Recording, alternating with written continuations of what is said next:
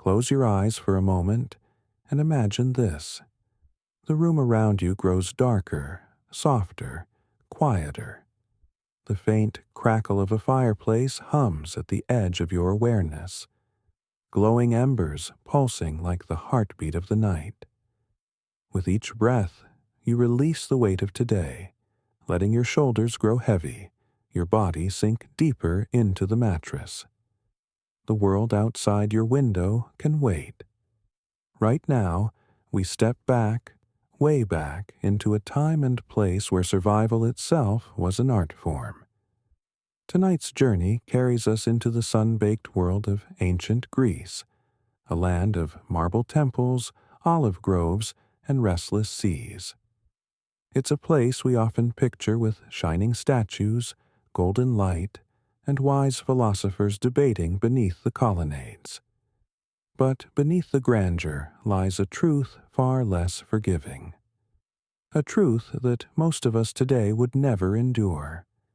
Because for every sparkling amphitheater, there were crumbling mud brick homes. For every famous speech about freedom, there were households where half the population had no say at all. For every heroic tale of warriors, there were thousands of ordinary people just trying to make it through another sweltering day without food poisoning, sunstroke, or debts they couldn't repay. And you, yes, you drifting there with eyes heavy, wouldn't last a single day in their sandals. But that's why this story is perfect for tonight. Because as you slowly slip into sleep, I'll carry you through their mornings, their meals, their routines, and their battles. You'll feel the heat of the Aegean sun, the scratch of linen against your skin, the smell of bread baking or burning in clay ovens. You'll walk the stone streets of Athens, peek into the marketplaces, sit quietly among philosophers, and witness just how hard it was simply to survive in the birthplace of democracy. So, take one more deep breath in, and let it out slowly. The world of Greece is waiting, and it is not the romantic postcard history so often paints.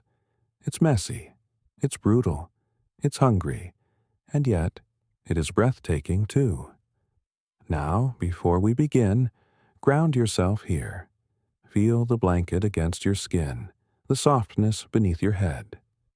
Listen to the quiet pop of firewood, and imagine it echoing in an ancient hearth where families once gathered centuries ago. Let the sound be your anchor, the flame your guide, as we begin this long journey together. Picture this. The day doesn't start with an alarm clock. There are no snooze buttons, no digital reminders. Instead, the day begins with the sun, and the sun in Greece is no gentle companion. It slams against the earth, turning walls into ovens and roofs into radiant pans. If you're still in bed by sunrise, you're not just lazy. You're already sweating. Your home is modest. Most likely, it's a rectangle of mud, brick, or rough-cut stone. There is no glass in the windows, only wooden shutters that creak and splinter. Privacy doesn't exist. You sleep in the same single room with your family, sometimes even with animals. The goat has its corner, the chicken's theirs, and you. You're lucky to have a straw mat that hasn't molded through the damp winters or picked up lice in the warmer months. You rise early, not with energy, but necessity. The summer heat is already creeping in, and if it's winter, the cold has stiffened your joints. Either way, comfort is a luxury you will not know. You stretch, rubbing the ache from your back, and you remind yourself, this is normal. This is every day. Now, let's talk about breakfast, or rather, the lack of one. The Greek morning meal is no feast. It's barley bread, hard and stale, dipped in watered-down wine. Forget about coffee. Forget about tea, butter, or jam. Forget about fruit smoothies or scrambled eggs. This is survival food, not comfort food. The world of Greece is waiting, And it is not the romantic postcard history so often paints. It's messy, it's brutal, it's hungry, and yet it is breathtaking too. Now, before we begin, ground yourself here. Feel the blanket against your skin, the softness beneath your head. Listen to the quiet pop of firewood, and imagine it echoing in an ancient hearth where families once gathered centuries ago. Let the sound be your anchor, the flame your guide, as we begin this long journey together. Picture this. The day doesn't start with an alarm clock. There are no snooze buttons, no digital reminders. Instead, the day begins with the sun, and the sun in Greece is no gentle companion. It slams against the earth, turning walls into ovens and roofs into radiant pans. If you're still in bed by sunrise, you're not just lazy. You're already sweating. Your home is modest. Most likely, it's a rectangle of mud, brick, or rough-cut stone. There is no glass in the windows, only wooden shutters that creak and splinter. Privacy doesn't exist. You sleep in the same single room with your family, sometimes even with animals. The goat has its corner, the chicken's theirs, and you. You're lucky to have a straw mat that hasn't molded through the damp winters or picked up lice in the warmer months. You rise early, not with energy, but necessity. The summer heat is already creeping in, and if it's winter, the cold has stiffened your joints. Either way, comfort is a luxury you will not know.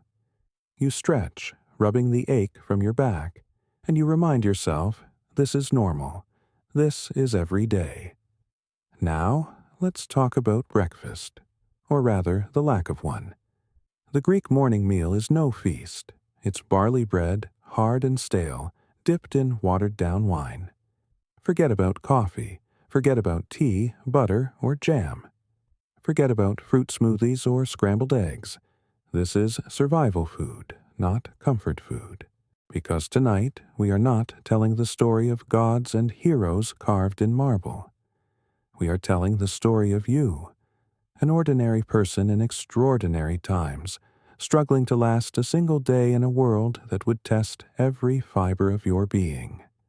So, let your breath fall into rhythm. Inhale deeply, exhale slowly. With each beat of the fire's crackle, let yourself fall deeper into calm. The story will grow darker, richer, and more intense as the night carries on. But for now, rest here, on the threshold of ancient Greece. Welcome to a land where survival was the truest test of all. The morning sun climbs higher, and with it, the rhythms of ancient Greece begin to stir. Streets awaken with the shuffle of sandals on stone, the cries of vendors, and the bleating of goats being tugged along by their owners. This is not the Greece of postcards or myths. It is not marble gods standing serene against blue skies, but something more raw, more human, and more difficult. For ordinary people, life here is not a stage set for philosophy. It is a daily battle for survival. Imagine yourself in a narrow street in Athens, perhaps around the 5th century BCE. The air is already warm, the stones beneath your feet radiating heat from yesterday's sun. Dust clings to your skin, rising in tiny clouds with every step, stirred by passing carts and restless animals. Your home behind you is simple, made of mud brick that crumbles if neglected, with 1 or 2 rooms at most. It is not the grand villa you might picture, but something closer to a rough shelter, enough to sleep, cook, and gather with family. Privacy is a concept that doesn't exist. Generations share the same small space, and if you're poor, animals may wander in and out. The smell of smoke lingers in the air from last night's fire, mixed with the sharper odor of sweat and livestock. Already you feel the press of hunger. Food is never guaranteed here.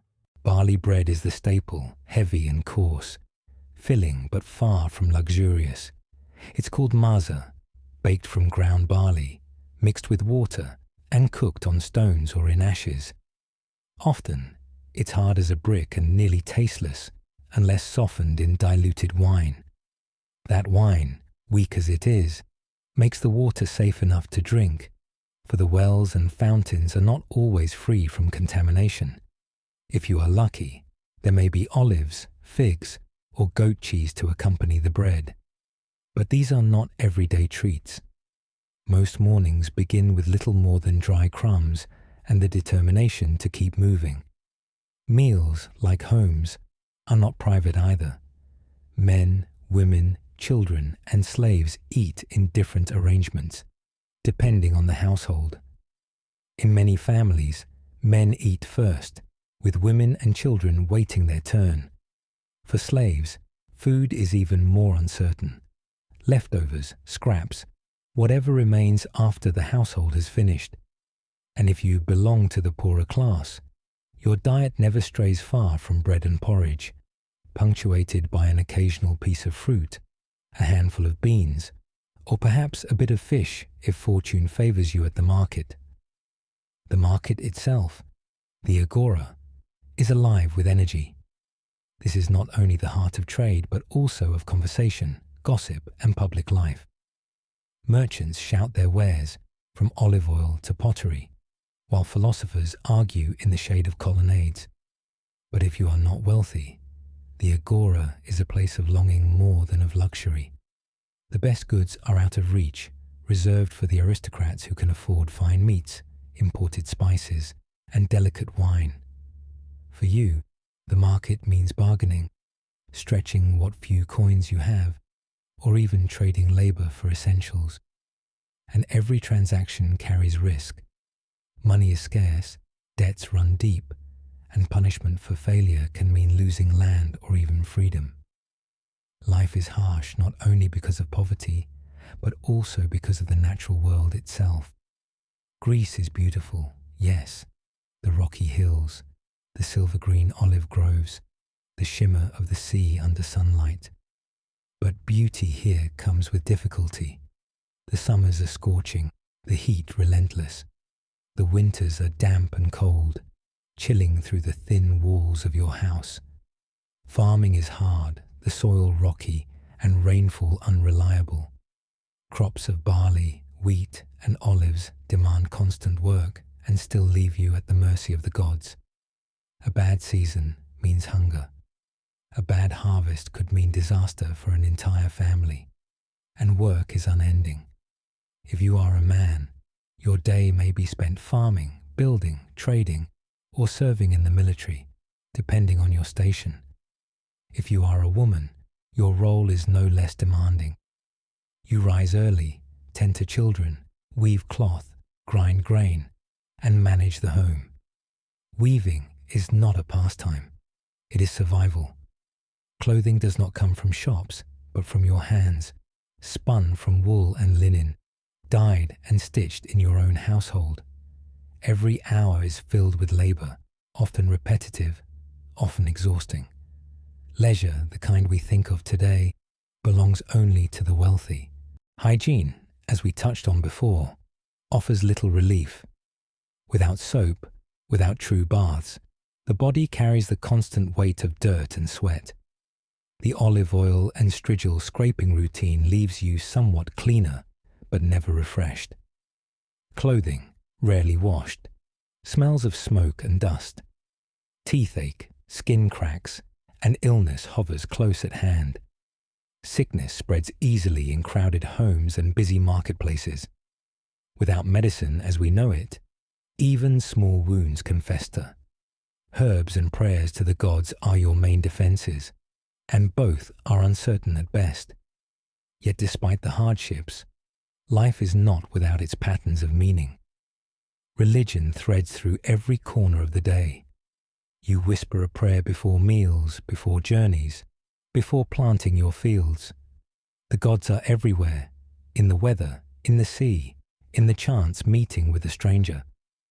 Sacrifices, whether small offerings of grain or larger rituals at temples, remind you that your survival depends not only on your labor, but on divine favor.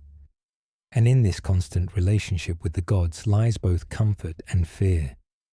But as you stand here, in the heat of an Athenian morning, you realize life is a delicate balance. A misstep in the fields, a poor harvest, an illness, a wrong word spoken to the wrong man, all can tip you into ruin. There is no safety net, no hospitals, no government programs. Only family, community, and faith keep you standing. And even they are fragile. Now, let your eyes grow heavy with the weight of this day. Imagine the dusty streets stretching before you, the sun pressing down, the smell of bread and sweat, the sound of distant voices rising from the agora. This is life in ancient Greece, simple on the surface, but brutal beneath. A life where survival is not promised, but fought for with every breath. You wouldn't last a day here, but tonight, safely tucked in your bed, you can drift gently into their world. Let the hum of the fire soothe you as we move deeper into their daily struggles, exploring not only how they lived, but why their survival shaped the foundation of our own world today. Food in ancient Greece was not about indulgence. It was not about choice or flavor or abundance. Food was about survival, about getting through another day with enough strength to work, to walk, to endure. The world of cuisine that we think of today, the elaborate banquets and flowing wine, belonged only to the wealthy. For the majority of ordinary Greeks, meals were simple, sparse, and repetitive. To live in ancient Greece was to constantly navigate hunger, to stretch every bite, and to live in quiet respect for the power of the earth and the uncertainty of the harvest. Barley was the lifeline of Greek society. Wheat existed, but barley was hardier, more reliable, and cheaper. Ground into flour, it became bread or porridge, the base of nearly every meal. Bread was not soft and fluffy, but dense and heavy, often coarse with unrefined grain. It filled the belly, yes, but it taxed the teeth and offered little joy. Sometimes it was baked flat, like hard cakes. Other times it was crumbled into stews or soups, thickening the liquid into something slightly more sustaining. Barley bread, called maza, was the taste of every morning and most evenings. To eat in Greece was to eat barley, day after day, season after season. Olives were the second foundation of the Greek diet. Olive trees dotted the hillsides, their silver leaves shimmering in the sun, their fruit harvested and pressed into oil. Olive oil was more than food. It was life. It was fuel for lamps, a base for cleaning the body, an offering to the gods, and of course, a source of calories when food was scarce. Bread dipped in oil was a small luxury, a way to soften its dryness. Reserved provided a tangy relief from the monotony of grain. If barley was survival, olives were endurance. Fish, too, played a role, though not in the way one might expect from a land surrounded by sea. Fresh fish was expensive, often reserved for those with means. For common families, it was more likely to be small catches, anchovies, sardines, dried, salted, or pickled to last longer. These were eaten sparingly, stretched across meals, their salt not only preserving them but also flavoring otherwise bland dishes. Larger fish, fresh from the market, were delicacies seen rarely, if at all, by the poor. Meat was rarer still. Chickens, goats, or pigs might be kept, but slaughter was infrequent. Animals were more valuable alive, for milk, wool, labor, than dead on the table. When meat was eaten, it was often tied to religious sacrifice, shared in community rather than consumed privately. Fruits and vegetables filled in the gaps when the seasons allowed. Figs were a beloved staple, sweet and nourishing, eaten fresh or dried. Grapes, too, were treasured, not only for eating, but for the wine they produced, which diluted and stretched into daily life. Lentils, beans, onions, and garlic were common, cheap sources of sustenance. These pulses and vegetables were boiled into soups, eaten with bread, or mashed into pastes. Garlic especially was used liberally, sharp and pungent, masking the lack of variety in meals. Honey was the only true sweetener, golden and rich, but rare enough to be a treat for most households. The act of eating was not the leisurely pause we imagine today. It was functional, quick, and often communal. Meals were taken seated on stools or mats, sometimes reclining if you were wealthier, but never with forks or elaborate utensils. Food was scooped with bread, or with the hands, or with a simple spoon carved from wood or bronze. Knives were used only when necessary, and plates were plain, pottery or wood. To eat was to refuel, not to indulge. And yet, hunger was never far away. Droughts, failed harvests, or even political instability could throw an entire region into scarcity. Grain had to be imported at times, carried across the Aegean from distant lands, making communities vulnerable to trade disruptions and war. A bad season meant less food, higher prices, and long stretches of thin meals. The poor survived by eating less, stretching portions, or relying on whatever grew wild, herbs, nuts, or weeds gathered from the countryside. For children, this often meant stunted growth. For adults, constant weariness. Wine, watered down, was a daily companion. Pure wine was rarely drunk. It was considered barbaric, indulgent, even dangerous. Instead, wine was diluted, 1 part wine to 2 or 3 parts water, creating a drink safer than untreated water, but light enough for daily consumption. Even children drank it, though weaker still. The taste was sour, sharp, not the refined flavors we know today. But it was essential, both as nourishment and as ritual. To drink was to be Greek, to share in the symposia of culture, even in the humblest of homes. For women, the rituals of food stretched far beyond eating. They were the weavers, the bakers, the grinders of grain. Every meal began with hours of preparation, pounding barley into flour, kneading dough, tending fires, fetching water. Kitchens were not separate rooms, but simple hearths, smoky and dim. Clay pots simmered with soups or stews, their contents simple but sustaining. The labor was endless, the results modest, but the act itself, the rhythm of preparation, the shared work of women, was the heart of the household. Feasts existed, of course, but they belonged to another world.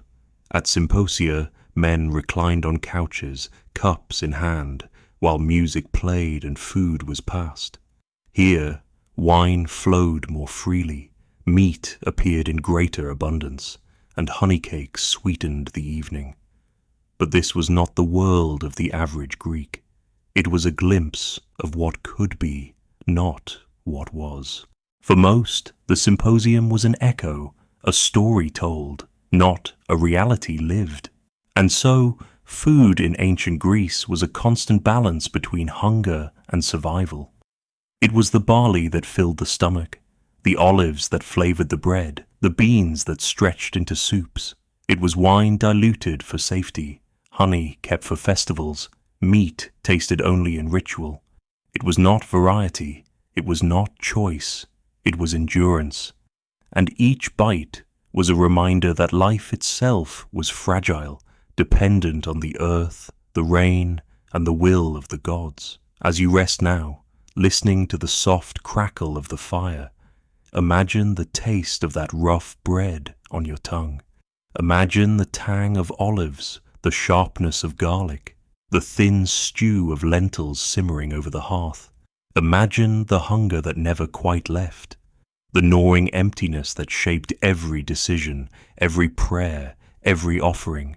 Food was not just food. It was survival, sacrifice, and sometimes despair. And so, as the embers glow in your mind, let yourself drift deeper into this ancient world, where even the simplest meal carried the weight of life itself.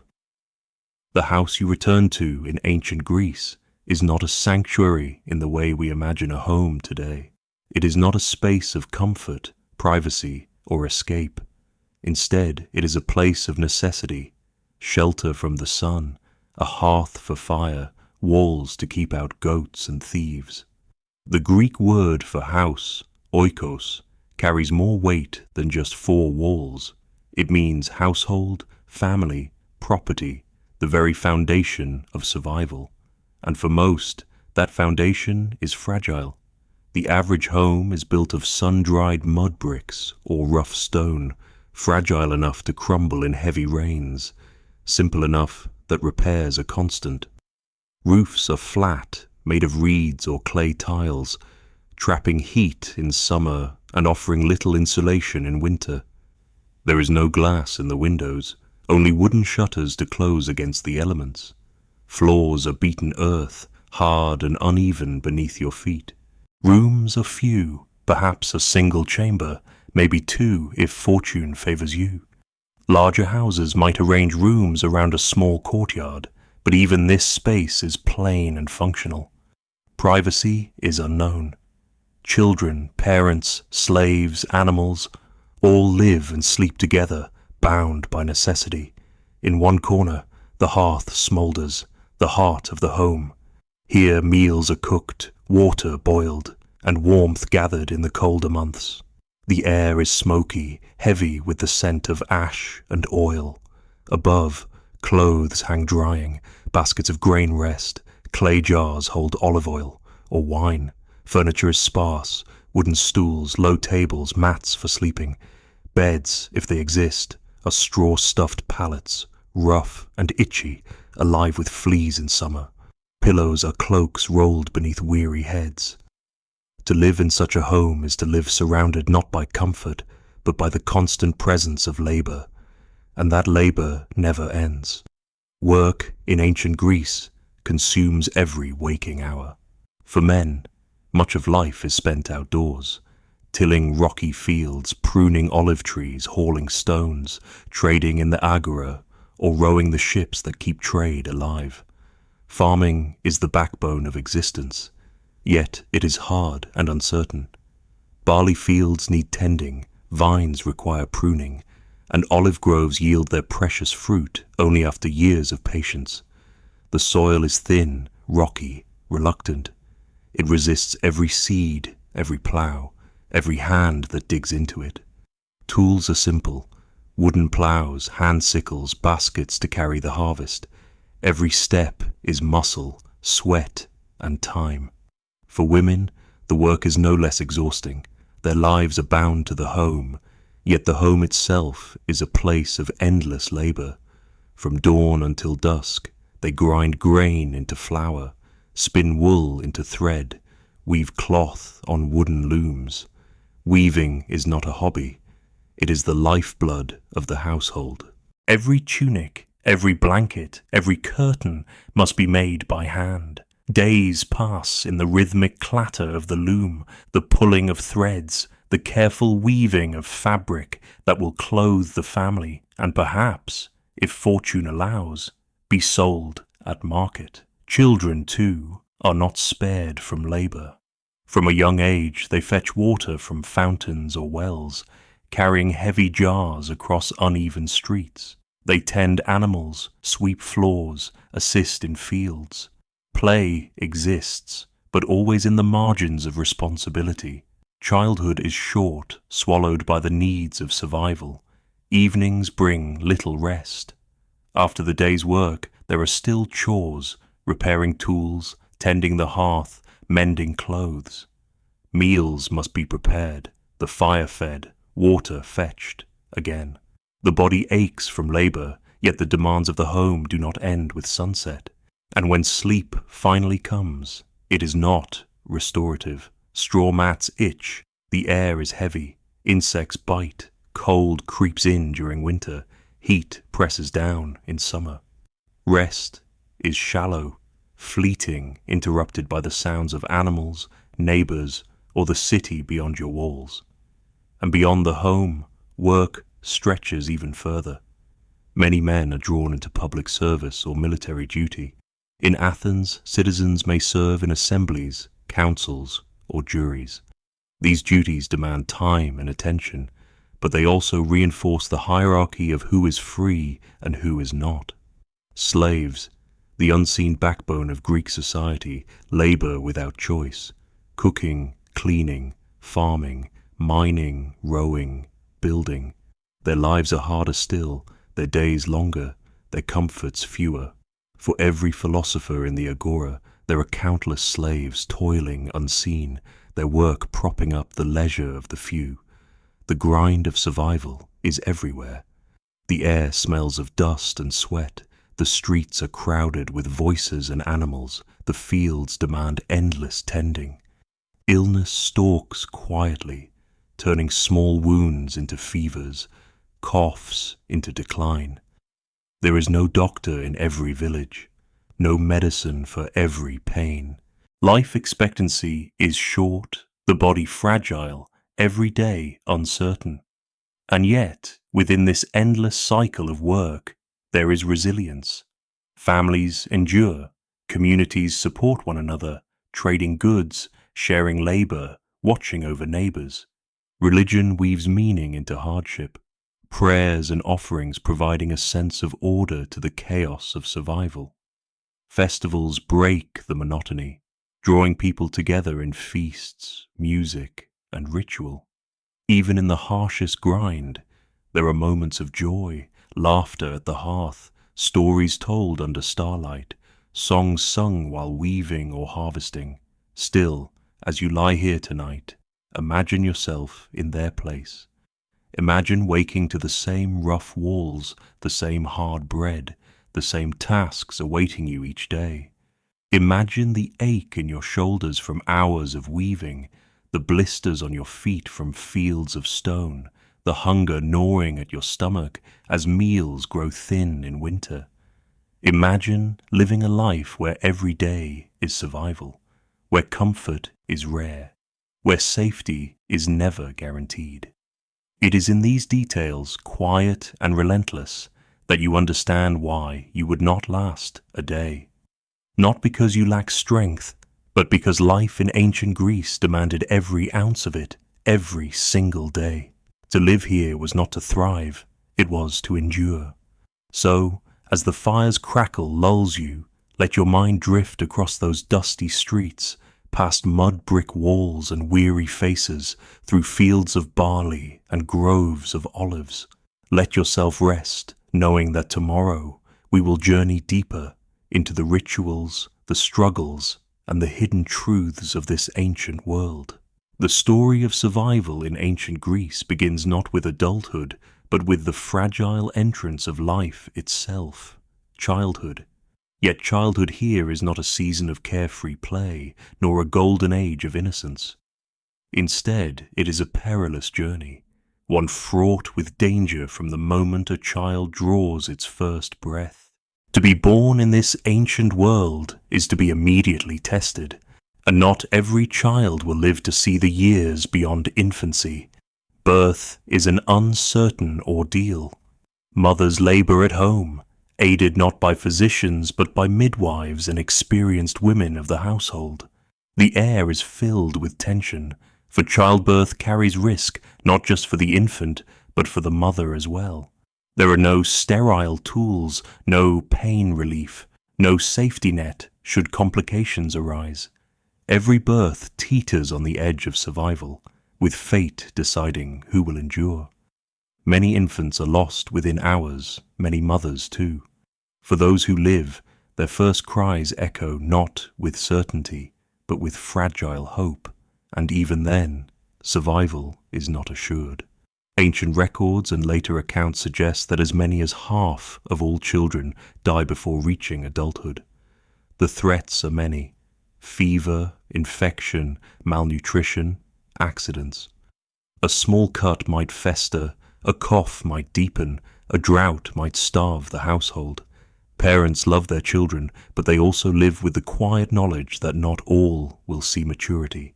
This reality shapes the way childhood unfolds, filled with tenderness, yes, but also with an acceptance of loss that modern minds may struggle to imagine. Yet those who survive infancy grow quickly into roles that demand resilience. From the earliest years, children are absorbed into the rhythms of the household. Boys and girls alike learn through imitation, watching their parents grind grain, weave cloth, tend animals, fetch water. Play exists, but it is shaped by the tasks of survival. A child's toys are not factory-made curiosities, but pebbles, carved wooden animals, clay figurines, knucklebones cast in games of chance. Even in leisure, their play reflects the adult world they are preparing to enter. Games of hunting, of racing, of mock combat. For girls, life's path narrows early. From a young age, they remain close to the home, their lessons centered on weaving, cooking, and managing household tasks. They watch their mothers spin wool, learning how to twist fibers into thread, how to dye fabrics with plants and minerals, how to weave intricate patterns that will clothe the family. They are taught modesty, obedience, and the duties of a wife and mother. Their childhood is short, their transition into womanhood swift. By the time they reach their teens, many are already promised in marriage, their futures shaped by family alliances rather than personal choice. For boys, the horizon is broader, but no less demanding. In Athens, boys of wealthier families may attend school, where they learn reading, writing, arithmetic, music, and poetry. They recite verses of Homer, their voices shaping the rhythm of the Iliad and the Odyssey, carrying forward stories of heroes and gods. They learn to write with a stylus on wax tablets, to count with pebbles, to sing to the lyre. Education is not universal. It is a privilege reserved for those whose families can afford it. The poor still learn, but their lessons are shaped by fields, workshops, and the agora, where the skills of trade and survival matter more than letters. In Sparta, however, boyhood takes a far harsher turn. There, children belong not to the household, but to the state. At the age of 7, boys are taken from their families and enrolled in the agog, the rigorous training system that will mold them into warriors. Childhood becomes endurance, running barefoot, wrestling in dust, enduring hunger, cold, and pain. Play is indistinguishable from discipline. A Spartan boy learns to speak little, to endure much, to fight with his body before he ever fights with weapons. In their world, survival is preparation for battle, and childhood is but the beginning of a lifelong test. Even beyond Sparta, the shaping of boys' bodies is central. Athletics is a vital part of Greek childhood. In gymnasia and open fields, boys run, wrestle, throw discus and javelin, train in the art of physical excellence. Their bodies are cultivated as much as their minds, for the Greeks believed in harmony between the two. Yet training is not merely for health, it is preparation for war. The expectation is clear. Every boy must be ready to defend his city, his household, his gods. Childhood is not escape from duty, but the forging of one's role within it. Religion, too, weaves through childhood. From birth, children are bound to the gods. A few days after an infant's arrival, a ritual called the amphidromia takes place. The father carries the child around the household hearth, presenting it to the family gods and ancestors, marking its acceptance into the oikos. Offerings are made, prayers whispered, blessings sought. Festivals throughout the year celebrate stages of growth, childhood, adolescence, the transition to adulthood. In Athens, festivals like the Arctia prepared girls for womanhood, while boys celebrated their coming of age with rituals that tied them to their community and their gods. Yet despite these ceremonies, childhood in ancient Greece is rarely a time of softness. It is a passage marked by fragility, responsibility, and expectation. To be a child here is to grow quickly, to face danger daily, to be shaped early by the demands of society. Childhood is not a protected world apart, but an apprenticeship in survival. Still, amidst the hardship, there are moments of joy. A girl singing softly as she weaves beside her mother, boys chasing one another through dusty streets, laughter echoing against stone walls, families gathering at night, telling stories by the fire, the flickering light dancing across eager young faces. These small moments are threads of warmth woven into the fabric of a hard life. As you close your eyes tonight, imagine stepping into that world. Imagine the uncertainty of birth, the fragile joy of infancy, the quiet determination of childhood. Imagine the feel of clay beneath your fingers as you play with handmade toys, the sound of verses recited in a crowded schoolroom, the ache of bare feet running across stone. Imagine the weight of expectation pressing upon you before you are even grown. For in ancient Greece, childhood is not simply lived, it is survived. And only those who endure its many trials may step forward into the harder years of adulthood that await. To understand survival in ancient Greece, we must begin with the very first stage of life, childhood. Unlike the modern world, where childhood is often imagined as a season of play, learning, and innocence. In ancient Greece, it was a fragile and uncertain journey. From the moment of birth, a child faced odds that were often stacked against them, and survival itself was never guaranteed. Birth was the first great trial. For mothers, labor was dangerous, often endured without medical aid beyond the experienced hands of midwives. Infections, complications, and excessive bleeding were common threats. The infant, too, was vulnerable from its very first breath. With no knowledge of hygiene in the modern sense, the air of the birthing room carried unseen dangers, and the survival of mother and child was left as much to chance as to skill. For some, the first cries were followed only by silence. For others, those fragile wails marked the beginning of a journey through a world that demanded strength.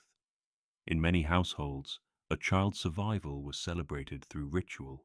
In Athens, the amphidromia took place a few days after birth. The father would walk in a circle around the family hearth while carrying the newborn in his arms. This symbolized the child's acceptance into the household, a recognition that it had survived its most vulnerable first days and was now tied to the gods and ancestors of the family. Small offerings might be made, prayers whispered, and the household rejoiced. Yet the joy was tempered with caution, for infant mortality remained heartbreakingly common. It is estimated that nearly half of children never reached adulthood. For those who did survive infancy, childhood was not a protected bubble of leisure, but an early apprenticeship in the skills and duties of life. Boys and girls were expected to contribute as soon as their small hands and feet could manage tasks. Play existed, but it often mirrored the adult world. Children tossed knucklebones, rolled hoops, or played at hunting and herding. A girl might make tiny clay dolls, often clothed in miniature garments, perhaps practicing in play the domestic tasks that would soon become her daily reality. Boys might race through dusty streets, wrestle with one another, or fashion small wooden weapons, their games echoing the roles they would inherit as men. Girls remained largely within the home. Their mothers and grandmothers guided them in weaving, spinning, preparing food, and caring for younger siblings. Weaving was not just a skill, but a central duty, for the loom stood at the heart of household life. From a young age, a girl's hands learned to draw fibers into thread, to dye them with plants and minerals, and to weave them into cloth that kept her family warm and honored the gods in temple offerings. She was also taught modesty and obedience, virtues considered essential for her future as a wife. Childhood for girls was brief, often ending by the mid-teens, when marriage and the responsibilities of running a household awaited. For boys, the path depended on place and status. In Athens, boys from wealthier families might attend school. Their education blended mental and physical training. They learned to read and write using wax tablets and styluses, memorizing and reciting long passages of Homer's Iliad and Odyssey. These epic poems were more than literature, they were guides to virtue, courage, and the ideals of heroism. They also studied arithmetic and music, for the Greeks believed the balance of mind, body, and spirit created harmony. At the same time, athletic training was constant, running, wrestling, discus, and javelin, preparing boys for the duties of citizenship and the expectations of military service. But in Sparta, childhood took a different and far harsher shape. At the age of 7, Spartan boys were taken from their families and enrolled in the agoge, the state's rigorous system of training designed to shape them into warriors. Childhood in Sparta was endurance. Boys slept in barracks, wore minimal clothing to harden their bodies, and learned to survive on meager rations. They were taught discipline through pain and silence, trained to obey orders and endure suffering without complaint. Play was indistinguishable from training, as wrestling, hunting, and mock combat prepared them for real battles to come. While Athenian boys recited Homer, Spartan boys learned to steal food without being caught, punished not for theft itself, but for failing to be cunning. Childhood in Sparta was never an escape from adult life. It was a forge in which boys were hammered into soldiers. Religion, too, marked the lives of children across Greece. At key ages, rituals celebrated their growth. Athenian boys approaching adulthood took part in ceremonies that introduced them formally to the community and its gods. Girls participated in festivals like the Arctia, where they dressed as bears and performed dances in honor of Artemis, goddess of the hunt and protector of young women. Through such rituals, children were reminded that their lives were bound to divine powers, and that survival was not simply a matter of endurance, but also of favor from the gods. Still, despite the hardship, moments of joy threaded through the fabric of Greek childhood. Children laughed as they played chasing games through the alleys of Athens. They delighted in the warmth of family gatherings, listening to stories told by firelight. They sang songs learned from elders, their voices carrying in courtyards and workshops. For all the risks and trials of survival, the bonds of affection between parents and children were no less real than in the modern world. The uncertainty of life may even have deepened that love, for every day together was precious. To be a child in ancient Greece, then, was to walk a delicate line between innocence and responsibility. Survival required resilience of body, of spirit, and of community. A child's laughter might echo through the streets, but beneath it lay a constant awareness that life was fragile. From the moment of birth, they were apprentices in the art of survival, preparing for lives that demanded strength, adaptability, and devotion to family, city, and gods. As you let your mind drift, imagine being carried around the hearth as an infant, wrapped in cloth, the flames flickering against the walls while your father whispers prayers. Imagine playing with clay figures under the watchful gaze of your mother as she weaves at the loom. Imagine the sweat of running through fields, or the sting of dust in your eyes as you wrestle with other boys. Imagine the silence of a Spartan barracks at night, broken only by the steady breath of children already being shaped into warriors. Childhood in ancient Greece was never simple.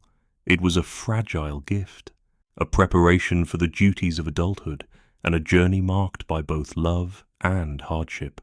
For those who survived, it was the first great test, a test that shaped the resilience needed to endure all the challenges that lay ahead. Growing up in ancient Greece was not a slow or leisurely process. Childhood was brief, and by the time a boy or girl reached adolescence, they were expected to shoulder real responsibilities within their households, their communities, and their cities. The lessons of youth were not meant to prepare children for an imagined future. They were immediate, pressing, and often unforgiving. Each step toward adulthood was a step deeper into a world where survival required skill, obedience, and resilience. For many, the most important lessons began not in classrooms, but in the home.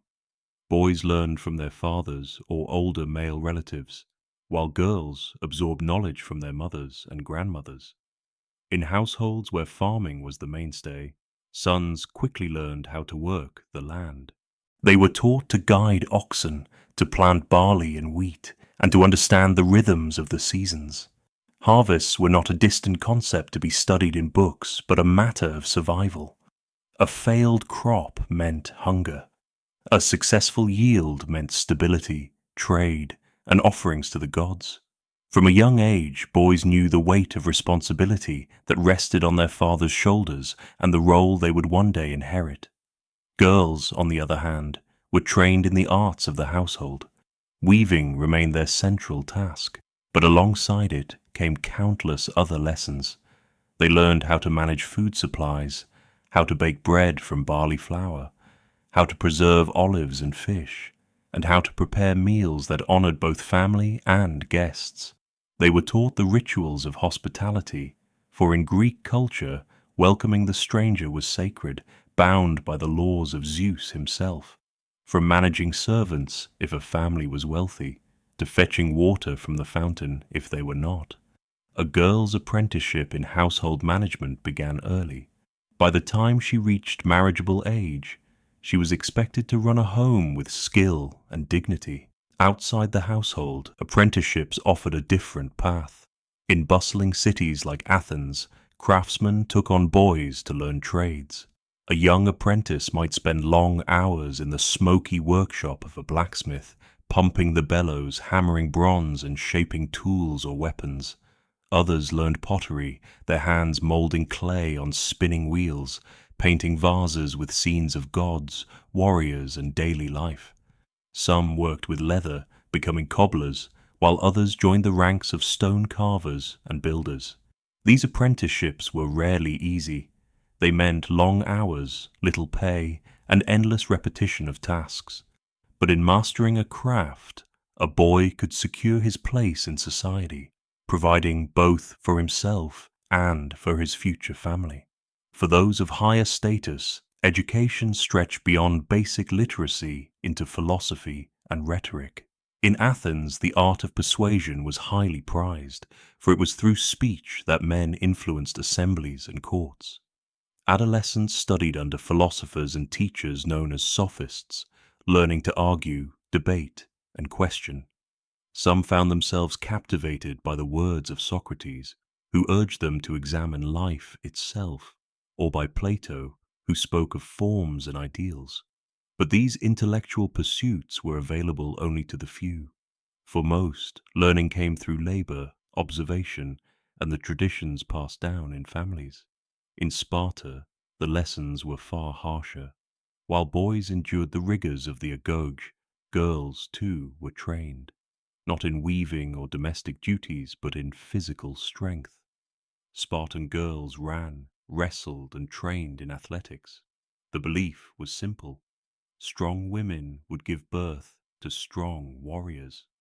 Thus, even their adolescence was bound to the needs of the state, their personal identities shaped by the demands of survival and war. Where an Athenian girl might weave a wedding gown for her future marriage, a Spartan girl might compete in foot races, her body honed to the same standards of discipline as her brothers. The transition from childhood to adulthood was marked by rites of passage. In Athens, boys around 18 were enrolled as ephebes. For 2 years they underwent military and civic training. They learned how to march, how to handle weapons, and how to defend the city's borders.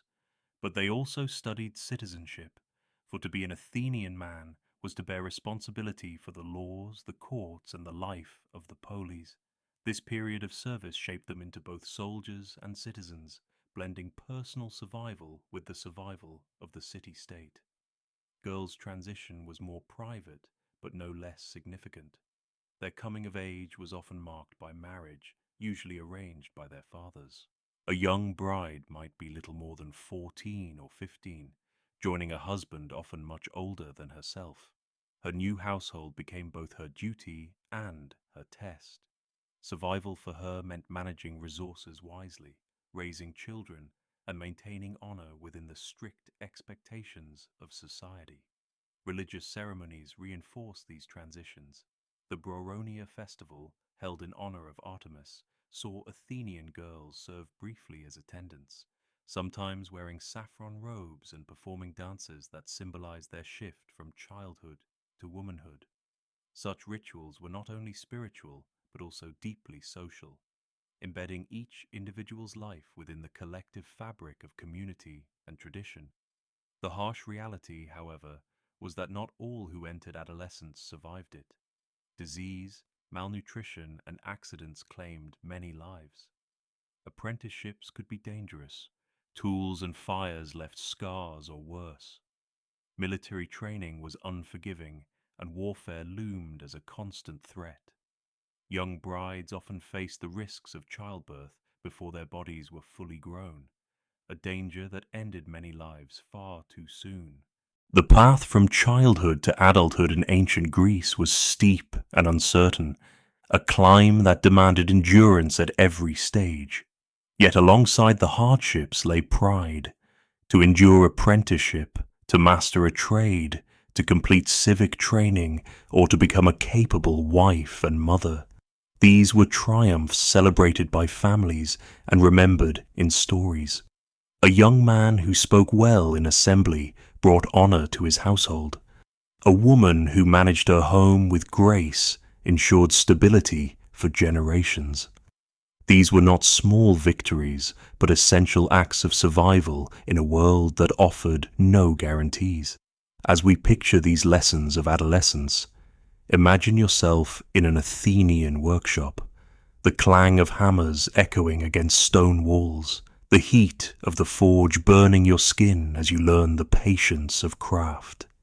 Imagine standing in the agora, nervous but determined, reciting words of argument before your peers.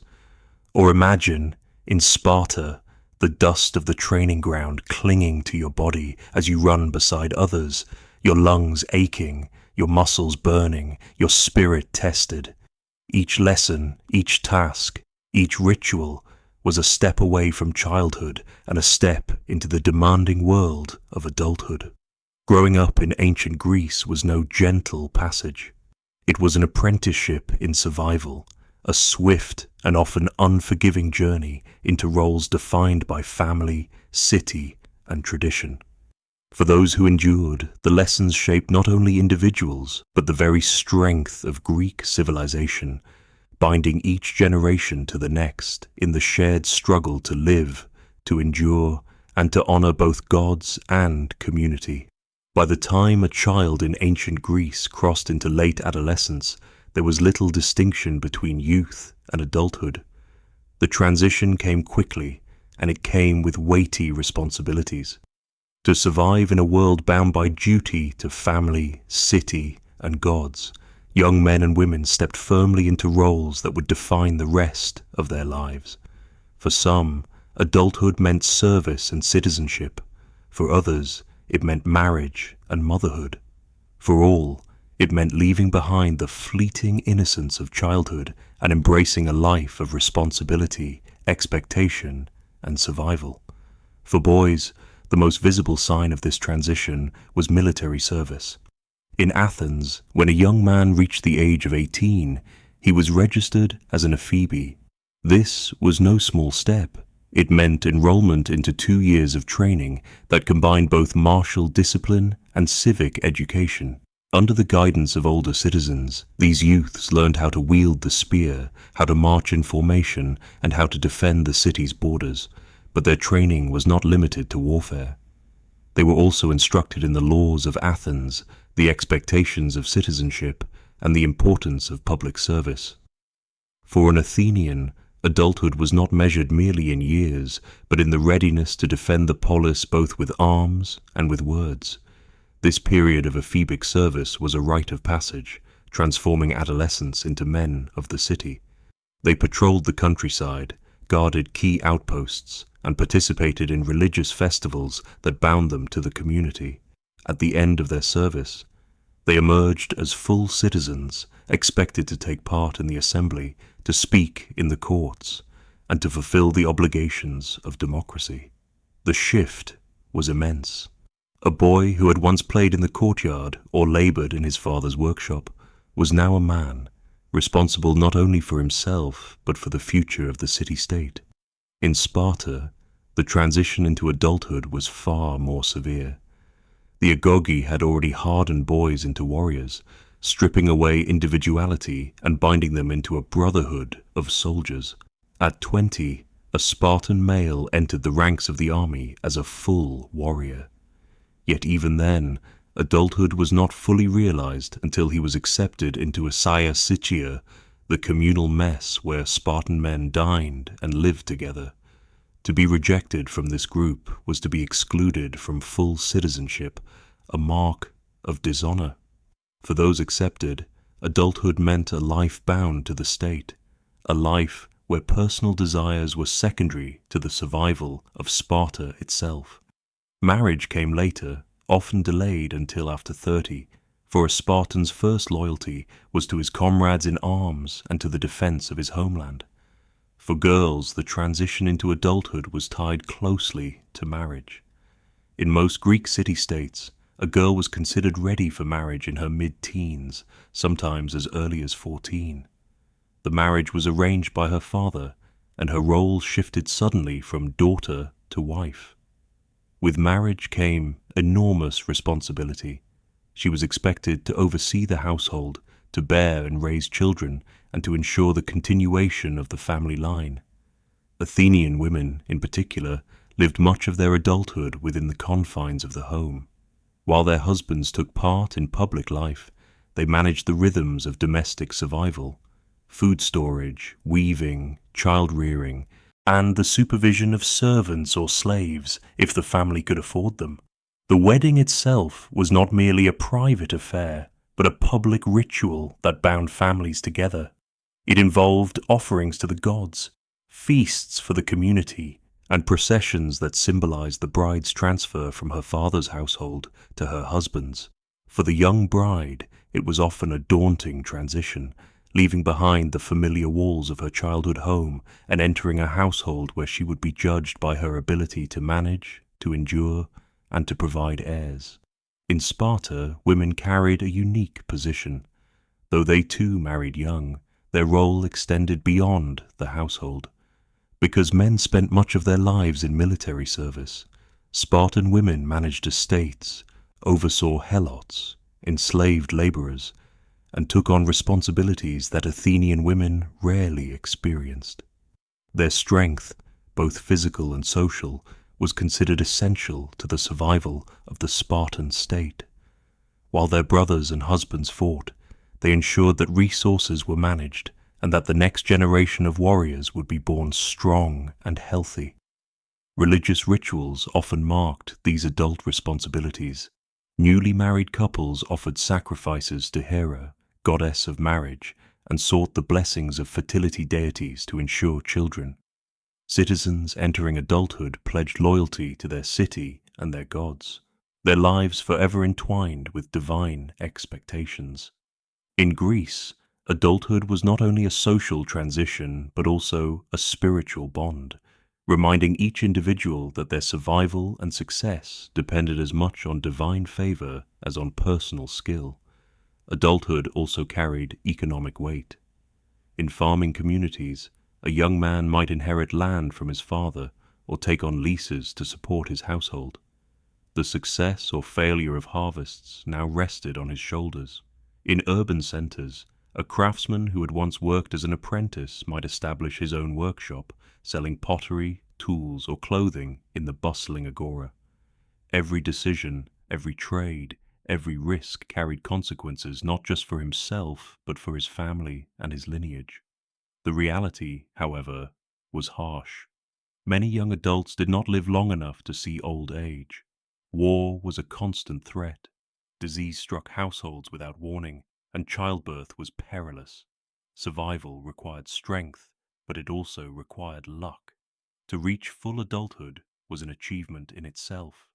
a testament to endurance in a world where the line between life and death was always thin. And yet there was pride in this transition. A young man who returned from his ephebic service stood taller, no longer a boy, but a citizen with a voice in the assembly. A woman who managed her household with skill earned respect, even if it was often confined to the private sphere. Together, they formed the foundation of Greek society, carrying forward traditions, values, and the survival of their communities. Picture, for a moment, the scene of adulthood in ancient Greece. A young Athenian, dressed in a white cloak, takes the solemn oath of citizenship before the assembly, his voice steady with the weight of new responsibility. A Spartan youth, scarred from years of training, takes his place among the warriors, his eyes hardened with resolve. A young bride, veiled and adorned, steps into her new household, aware of the expectations that now rest upon her. Each of these moments, different yet bound by shared gravity, marked the end of childhood and the beginning of a life lived under the unrelenting demands of survival and duty. Adulthood in ancient Greece was not a personal milestone, but a collective necessity. It was the moment when an individual's life became inseparable from the needs of family, city, and gods. The weight was heavy, but it was carried with a sense of purpose, for to step into adulthood was to step into the very fabric of Greek civilization itself. In ancient Greece, survival was never the burden of one individual alone. To endure the hardships of life, war, famine, disease, and the ever-shifting fortunes of nature, one relied on the bonds of family and the strength of community. The Greeks understood deeply that a single household could not thrive in isolation. Instead, survival was woven into networks of kinship, neighborhood, and city, each thread supporting the other in a fragile but resilient web of interdependence. The foundation of this web was the oikos, the household. More than just a family, the oikos included not only parents and children, but also extended relatives, slaves, and in some cases, hired workers. The oikos was at once a dwelling, a workplace, and a sacred unit tied to the ancestors. At its head stood the Kyrios, the male guardian, who bore the responsibility for providing sustenance, ensuring protection, and upholding the honor of his lineage. Yet no oikos could stand alone. A family's fields might fail, livestock might die, or illness might strike suddenly. In such moments, survival depended on kinship ties. Brothers and cousins often lived nearby, ready to lend hands at harvest or to share resources in times of scarcity. Marriage, too, was not only a personal union, but a bond between families, creating new networks of mutual obligation. In Athens, when a woman married, she did not leave behind her birth family entirely. Instead, the bond between her natal kin and her husband's household created a web of alliances that strengthened both sides. These ties meant that, in times of crisis, families were not alone. They could call upon their kin for help, for protection, or for influence in the city's affairs. Beyond kinship, there was the deme, the local village or neighborhood, particularly important in Athens. Each deme was more than a geographic unit. It was a community where neighbors knew each other, where fields and boundaries were shared, and where individuals came together for religious festivals and civic duties. In rural demes, farming families relied on one another for the exchange of tools, seeds, and labor. A man might help his neighbor plow in spring, knowing that when his own fields required attention, that same neighbor would return the favor. These acts of cooperation were not simply kindness. They were essential strategies for survival in a world where one bad season could spell disaster. Religion, too, bound families and communities into cohesive units. Each household kept its own small shrine to Hestia, goddess of the hearth, for the hearth fire was the heart of survival. But beyond the private worship of the home, there were public rituals and festivals that reinforced communal bonds. When the entire polis gathered for sacrifices to Athena in Athens or to Apollo at Delphi, the act was more than worship. It was a reaffirmation of collective identity. To participate was to declare, "We survived together under the watch of our gods." These festivals often included feasting, redistributing food in ways that supported even the poorest citizens, ensuring no one was left outside the circle of shared survival. The economic life of Greece further tied individuals into the fabric of community. In the bustling agora, the public marketplace, families traded goods not only for money, but for trust. A farmer who sold olives depended on the potter who made vessels, who in turn relied on the weaver who produced clothing. Every exchange was part of a cycle that allowed survival through specialization. It was here that news spread, friendships deepened, and alliances were forged, each connection reinforcing the survival of the many. For the poor, community support was even more vital. A widow with young children might find her survival dependent on the charity of relatives or neighbors, or through the generosity of wealthier citizens. Athens, in particular, had systems of liturgies, public duties assigned to the wealthy, requiring them to fund festivals, theatre productions, or even triremes for the navy. While burdensome, these duties redistributed wealth in ways that sustained the community as a whole. Survival, in this sense, was not only an individual effort, but a civic obligation. Of course, the balance was fragile. In times of war, kinship and community bonds were tested. Families could be torn apart by death in battle or the enslavement of captured citizens. Yet even in such chaos, the communal fabric often found ways to mend. Surviving relatives took in orphaned children.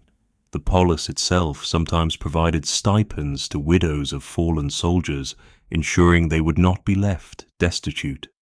These gestures reflected a recognition that the survival of the city depended on the survival of each household within it. We can imagine, then, a typical scene in an Athenian neighborhood. At dawn, farmers gather in the fields, working side by side to till the soil before the heat grows unbearable. Women exchange greetings as they fetch water from the fountain house, sharing news of families and offering to help each other with weaving or childcare.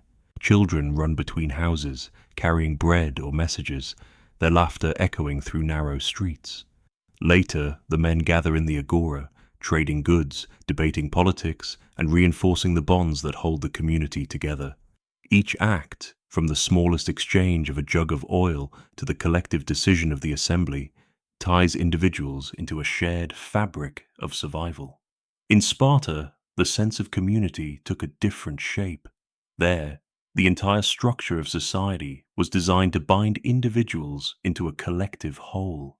Boys were raised together in the agoge, forming lifelong bonds that made the army a brotherhood rather than a collection of individuals.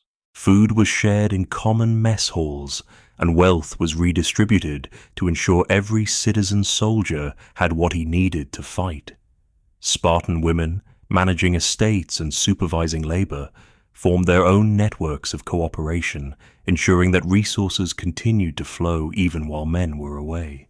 The Spartan community was rigid, but it was resilient, proving that survival was not only possible, but strengthened when the individual subsumed his identity into the group. At its heart, ancient Greek survival depended on this balance between the private sphere of the household and the public sphere of the community. Alone, a family might falter, but together, bound by kinship, religion, economy, and civic duty, communities endured hardships that no one could face alone. The Greeks understood that the web of family and community was not optional. It was life itself. And so, beneath the warm light of the hearth, in the bustle of the agora, in the solemn oaths of the assembly, and in the songs sung at festivals, the bonds of kinship and community wove a safety net.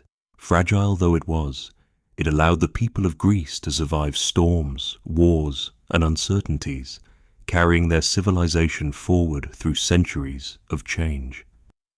In the world of ancient Greece, survival was not secured by strength alone.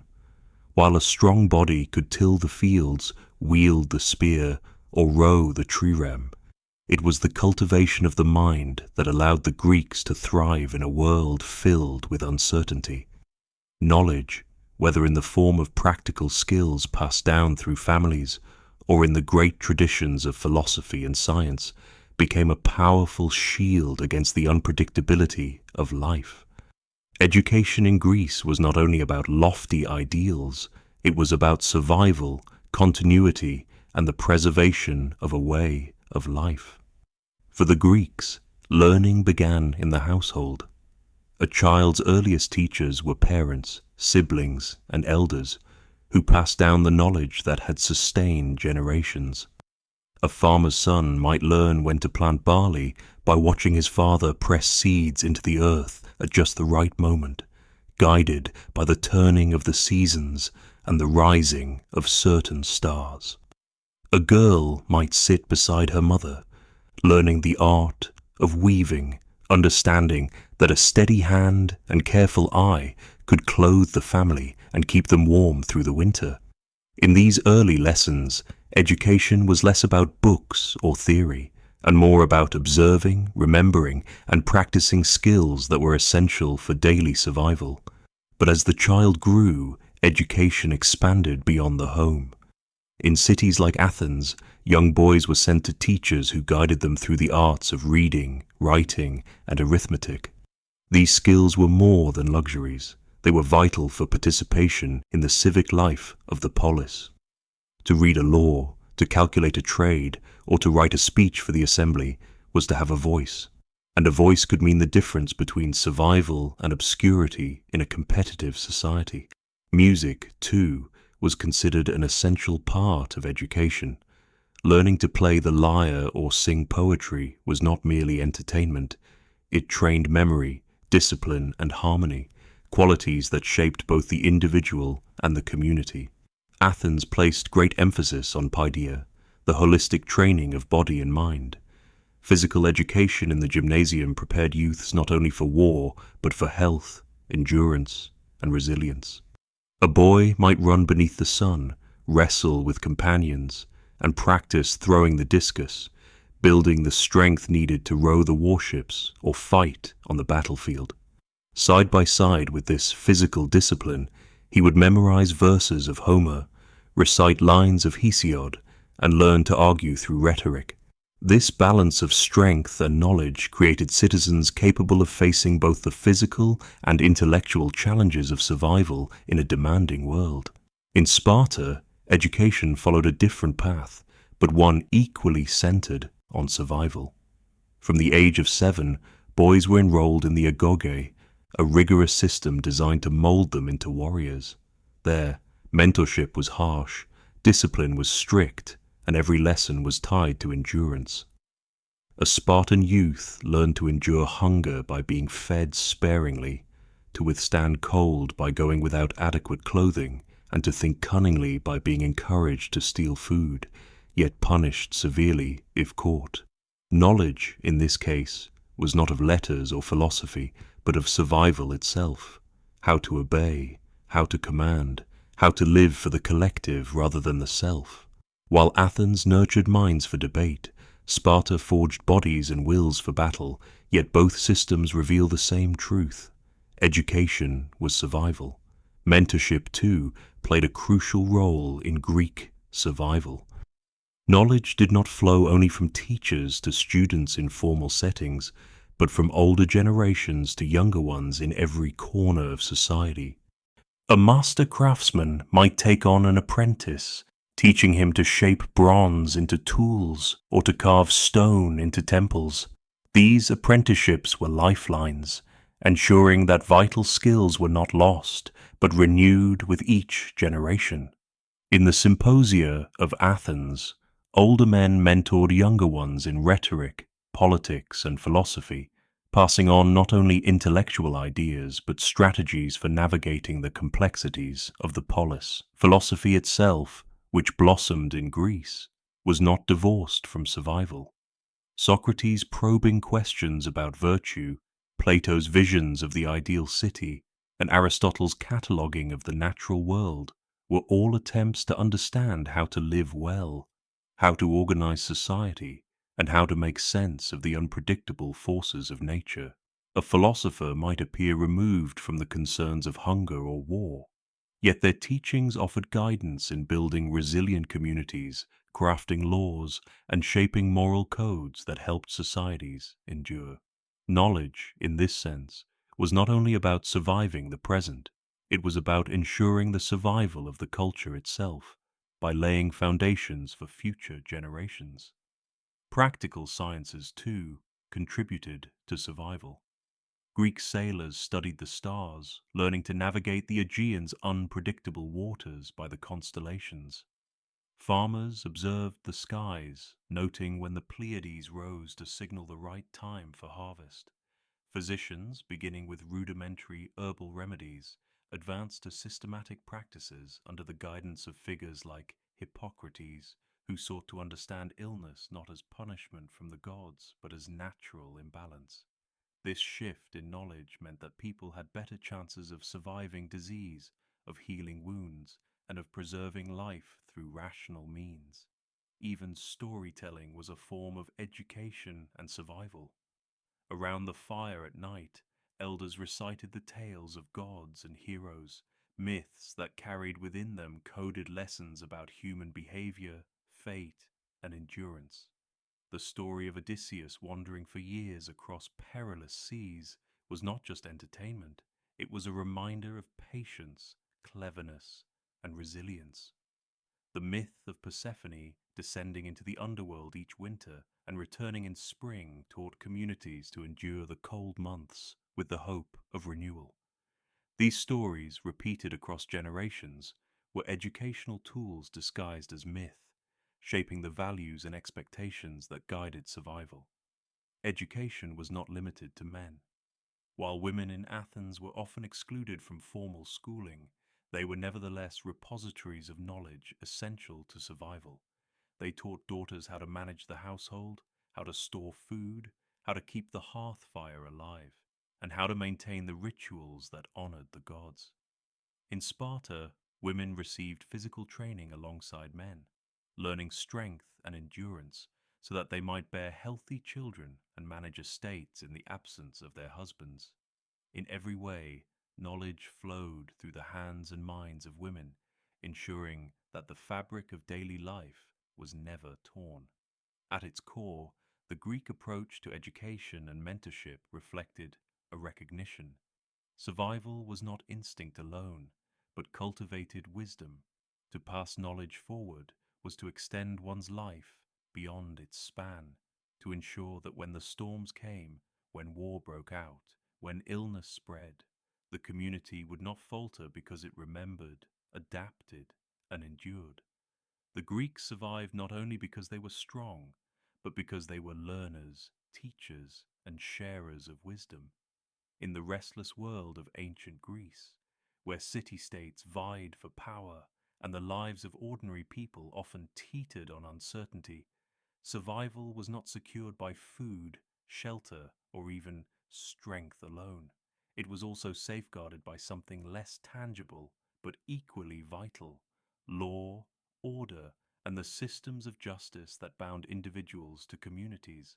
For the Greeks, the polis, the city-state, was not only a place of dwelling, but a network of rules and shared agreements that allowed people to coexist. Without such structures, survival could collapse into chaos. To live in a Greek polis was to live by rules. From the bustling streets of Athens to the militarized barracks of Sparta, laws shaped every aspect of daily life, dictating how people behaved, traded, worshipped, and fought. These laws, though varied across city-states, shared a common purpose: to prevent the violence of unchecked desire and to ensure that the community remained strong. For survival in ancient Greece depended not only on the harvest or the tides of war, but on the ability of citizens to trust one another under a framework of order. In Athens, law was a civic duty. Citizens gathered in assemblies, debating and voting on matters that affected the entire polis. This act of self-governance was not merely a political ideal, it was a survival mechanism. When laws were decided collectively, when voices were heard, the community was less likely to fracture under the strain of inequality or resentment. A farmer, a potter, a soldier, all could speak, and in speaking, they wove their futures into the fabric of the city. The courts, too, played their role. Juries of ordinary citizens were called to hear disputes, whether over property, contracts, or crimes, and in their verdicts lay the balance between peace and disorder. For the people of Athens, law was survival, because it meant that wrongs could be addressed without descending into endless cycles of revenge. Sparta, by contrast, embodied a different form of order. There, survival rested on strict discipline and the subordination of individual will to the needs of the collective. The Spartan laws, attributed to the legendary lawgiver Lycurgus, were unwritten but deeply ingrained. They dictated not only military training, but the way Spartans lived, dined, and even raised their children. A Spartan's life was not his own. It belonged to the state. By binding every citizen to the same rules and the same sacrifices, Sparta ensured unity in the face of constant threats, whether from rival Greeks or from the Helot population that outnumbered its citizens. In this system, justice was less about individual rights and more about collective survival.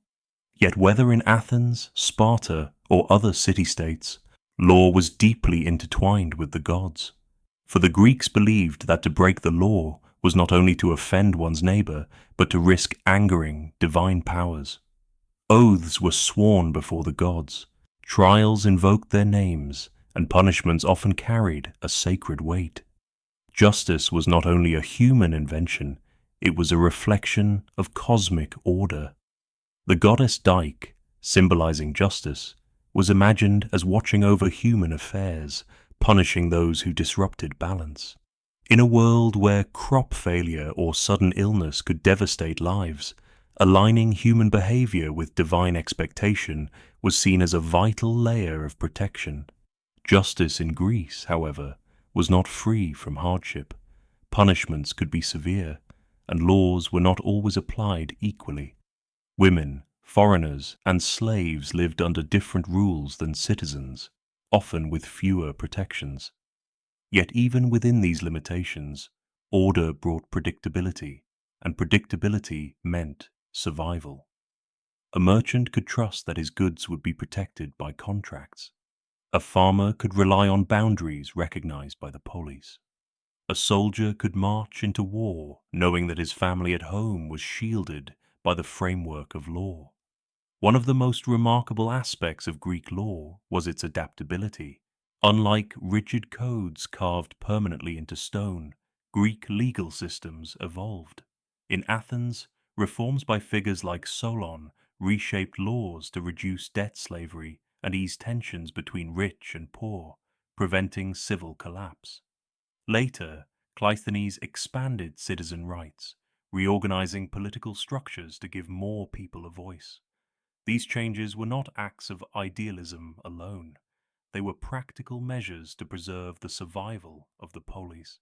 A city divided by injustice was vulnerable to enemies within and without, but a city bound by shared laws could endure. In smaller communities and rural villages, order was enforced not by grand assemblies or juries, but by local customs and agreements. A shepherd might rely on unwritten understandings with neighbors about grazing land. A fisherman might depend on shared rules about the harbor. These agreements, though humble, were as vital as the laws of Athens or Sparta, for they ensured that disputes did not spiral into violence that could unravel the fragile stability of village life. Even in times of war, law played its part. Treaties between city-states, often sworn before the gods, were attempts to restrain conflict and allow survival. Though such treaties were sometimes broken, Their very existence showed an awareness that unchecked violence could consume all. Rules of engagement, too, emerged in warfare. Prisoners might be ransomed rather than slaughtered, and sacred spaces were often respected even in battle. These boundaries, fragile though they were, reflected an instinct for survival through order, even in the midst of destruction. At the heart of Greek justice lay the concept of balance. To the Greeks, injustice was not merely unfair, it was dangerous. Excessive wealth, unchecked power, or relentless revenge threatened to tear apart the delicate harmony of the polis. Tragedy, performed on stage in Athens, often dramatized this lesson. Plays by Aeschylus, Sophocles, and Euripides showed how arrogance, lawlessness, or blind vengeance led to ruin, while respect for order preserved communities. These performances were not only art, but public reminders. To survive, one must honor the balance of justice. For individuals, too, justice provided survival on a personal scale. A widow could seek support through inheritance laws. A debtor might find relief in reforms that prevented his enslavement. A wronged neighbor could bring a case before a jury rather than resort to blood feud. Each act of justice reduced the risks of isolation, violence, and despair, weaving individuals into the safety net of the community.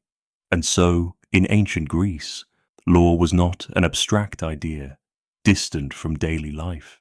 It was the very thread that bound people together, allowing them to endure famine, war, and uncertainty without collapsing into chaos. It transformed survival from a solitary struggle into a collective achievement where trust could flourish and the polis could stand firm. Without law, the Greek world might have splintered into endless cycles of vengeance and disorder. With it, communities could hope for continuity, stability, and the chance to thrive. In the lands of ancient Greece, survival was never confined to the quiet rhythms of farming or the steady laws of the polis. Beyond the fields and the temples, another reality loomed, one that shaped every generation of men and weighed heavily upon families. That reality was war. For in Greece, warfare was not an exception, but a constant. City-states, bound by rivalry and ambition, clashed again and again, and survival often depended on the strength of one's shield, the sharpness of one's spear, and the unity of the phalanx. To be a Greek soldier was not merely a matter of choice, it was often a duty, an expectation, and for many, a burden carried from youth into old age. Each city-state had its own traditions of war, but the soldier's life was marked by discipline, endurance, and the ever-present knowledge that survival depended not only on one's own skill, but on the cohesion of comrades. A single man might fall, but if the formation broke, the entire army could collapse. Survival in this world was collective. In Athens, citizens were expected to serve when called. Wealthier men might equip themselves as hoplites, heavily armed infantrymen, while poorer citizens might serve as rowers in the great triremes that ruled the seas. In Sparta, the duty was even stricter. From childhood, boys were trained in the agorga, molded into warriors through relentless drills, hardship, and discipline. A Spartan was not simply a man with a spear. He was part of a living machine designed for battle. His survival depended on obedience, strength, and the unbreakable bond with his brothers in arms. The hoplite was the symbol of Greek warfare. Dressed in a bronze helmet, carrying a round shield called a hoplon, and wielding a long spear, the hoplite fought not for personal glory, but as part of a phalanx. This formation was the heart of Greek survival on the battlefield. Shoulder to shoulder, shields overlapping, spears jutting outward, the phalanx moved as a single wall of men. Each soldier's shield protected not only himself, but the man beside him. To falter, to drop one's shield, was not merely a personal failure, it endangered the lives of the entire line. In this way, warfare embodied the principle that survival was shared, never solitary. But survival in battle was not only about weapons and discipline, it was also about preparation. Soldiers often brought their own armor, crafted at personal expense. A poor farmer might struggle to afford a full set, sometimes entering battle with only a shield and spear, leaving him more vulnerable. Wealth and status could mean the difference between life and death. Yet even the richest armor could not guarantee safety when the clash of phalanxes shook the earth and spears shattered against shields. Beyond the battlefield itself lay the hardships of the campaign. Soldiers marched for days, carrying rations of bread, dried figs, and salted fish. Water was precious, firewood scarcer still. Sleep came lightly, often under the open sky, as men listened for the distant sounds of enemies in the dark. Disease, exhaustion, and hunger claimed as many lives as the spear. To survive a campaign was as much a matter of enduring these silent trials as surviving the chaos of combat. Families, too, bore the weight of survival in war. When men marched to battle, they left behind wives, children, and elders who suddenly faced the struggle of tending fields and protecting homes alone. For them, survival meant adapting quickly, filling roles left vacant, and hoping for the safe return of their sons and husbands. A single battle could reshape the fate of a household, stripping it of labor, protection, and stability. War, then, was not only the soldier's burden, but the family's trial. For seafaring Greeks, survival extended to the waters. Naval warfare, particularly in Athens, became a lifeline. The trireme, sleek and swift, was rowed by hundreds of citizens whose oars struck the sea in unison. Here, survival depended on rhythm, cooperation, and the courage to ram an enemy ship before being rammed oneself. The sea offered no mercy. If a vessel capsized, many rowers drowned under the weight of their armor. The battlefield was as treacherous upon the waves as it was upon the land. And yet, amid this constant preparation for war, the Greeks also sought to impose order upon it. Religious rituals preceded battles. Sacrifices were offered to the gods for favor. Omens were read in the flight of birds, in the entrails of animals, in the shifting winds. To the Greeks, survival in war was not merely a matter of human strength. It was a matter of divine will. A battle begun under unfavorable signs could spell doom, and many commanders delayed or abandoned campaigns if the omens spoke ill. The psychological burden of war was immense. Soldiers carried not only the fear of death, but the weight of shame. To flee the battlefield, to drop one's shield, was considered a disgrace worse than death itself. In Sparta, mothers were said to hand shields to their sons with the words, "Return with it," or "upon it."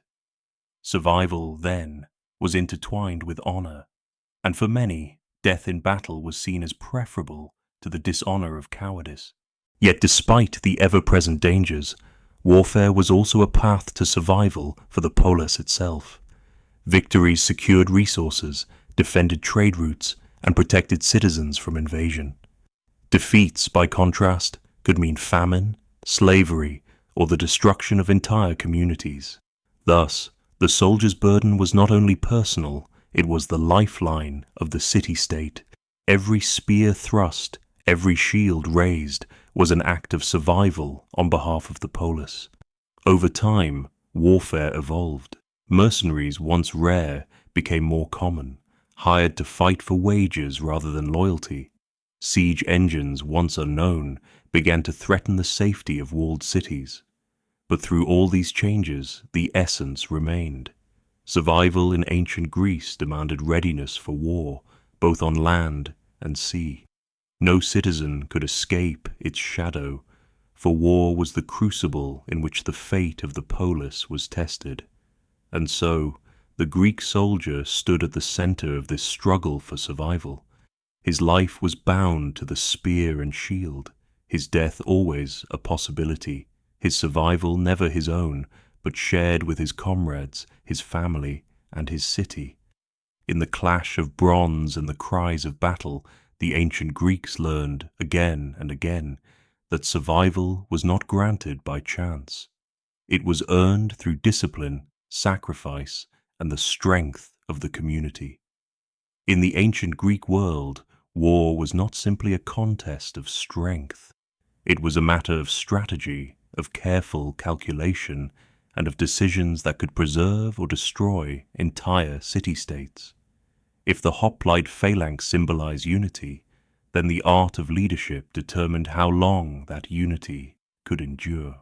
On the battlefield, survival hinged not merely on courage or numbers, but on the mind of the commander and the will of the soldiers to follow him. Greek warfare was shaped by geography. The rugged hills, narrow passes, and scattered islands of the land forced armies into specific patterns of movement and defense. Unlike the sweeping plains of Persia or the Nile Valley of Egypt, Greece demanded battles fought in confined spaces where every ridge, river, or coastline could determine survival. A clever general learned to use terrain as much as weapons. To march blindly into open ground was to invite disaster. The Battle of Marathon, fought in 490 BCE, remains one of the most famous examples of survival against overwhelming odds. When the mighty Persian Empire landed on Greek soil, the Athenians faced a force far greater than their own. To stand against it seemed impossible, yet retreat meant the destruction of their city. The generals debated, but it was Miltiades who persuaded them to act. By narrowing the battlefield and attacking at speed, the Athenians surprised their foes.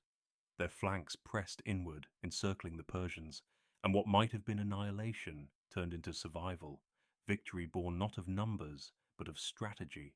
Marathon became a lesson. Survival depended on bold leadership and the willingness to risk everything when the moment demanded. It was also a reminder that unity could overcome fear. Farmers, merchants, and craftsmen stood together in that phalanx, proving that the defense of the polis rested not only on warriors trained from birth, but on the courage of ordinary citizens. Another tale of survival came at the narrow pass of Thermopylae. In 480 BCE, King Leonidas of Sparta led a small force, joined by allies, to resist the vast Persian army of Xerxes. The pass was chosen deliberately, a choke point where numbers mattered less, where survival could be stretched against impossible odds. For days, the Greeks held firm, their shields locked, their spears unbroken. Though eventually surrounded, their stand delayed the Persian advance and gave time for the city-states to prepare.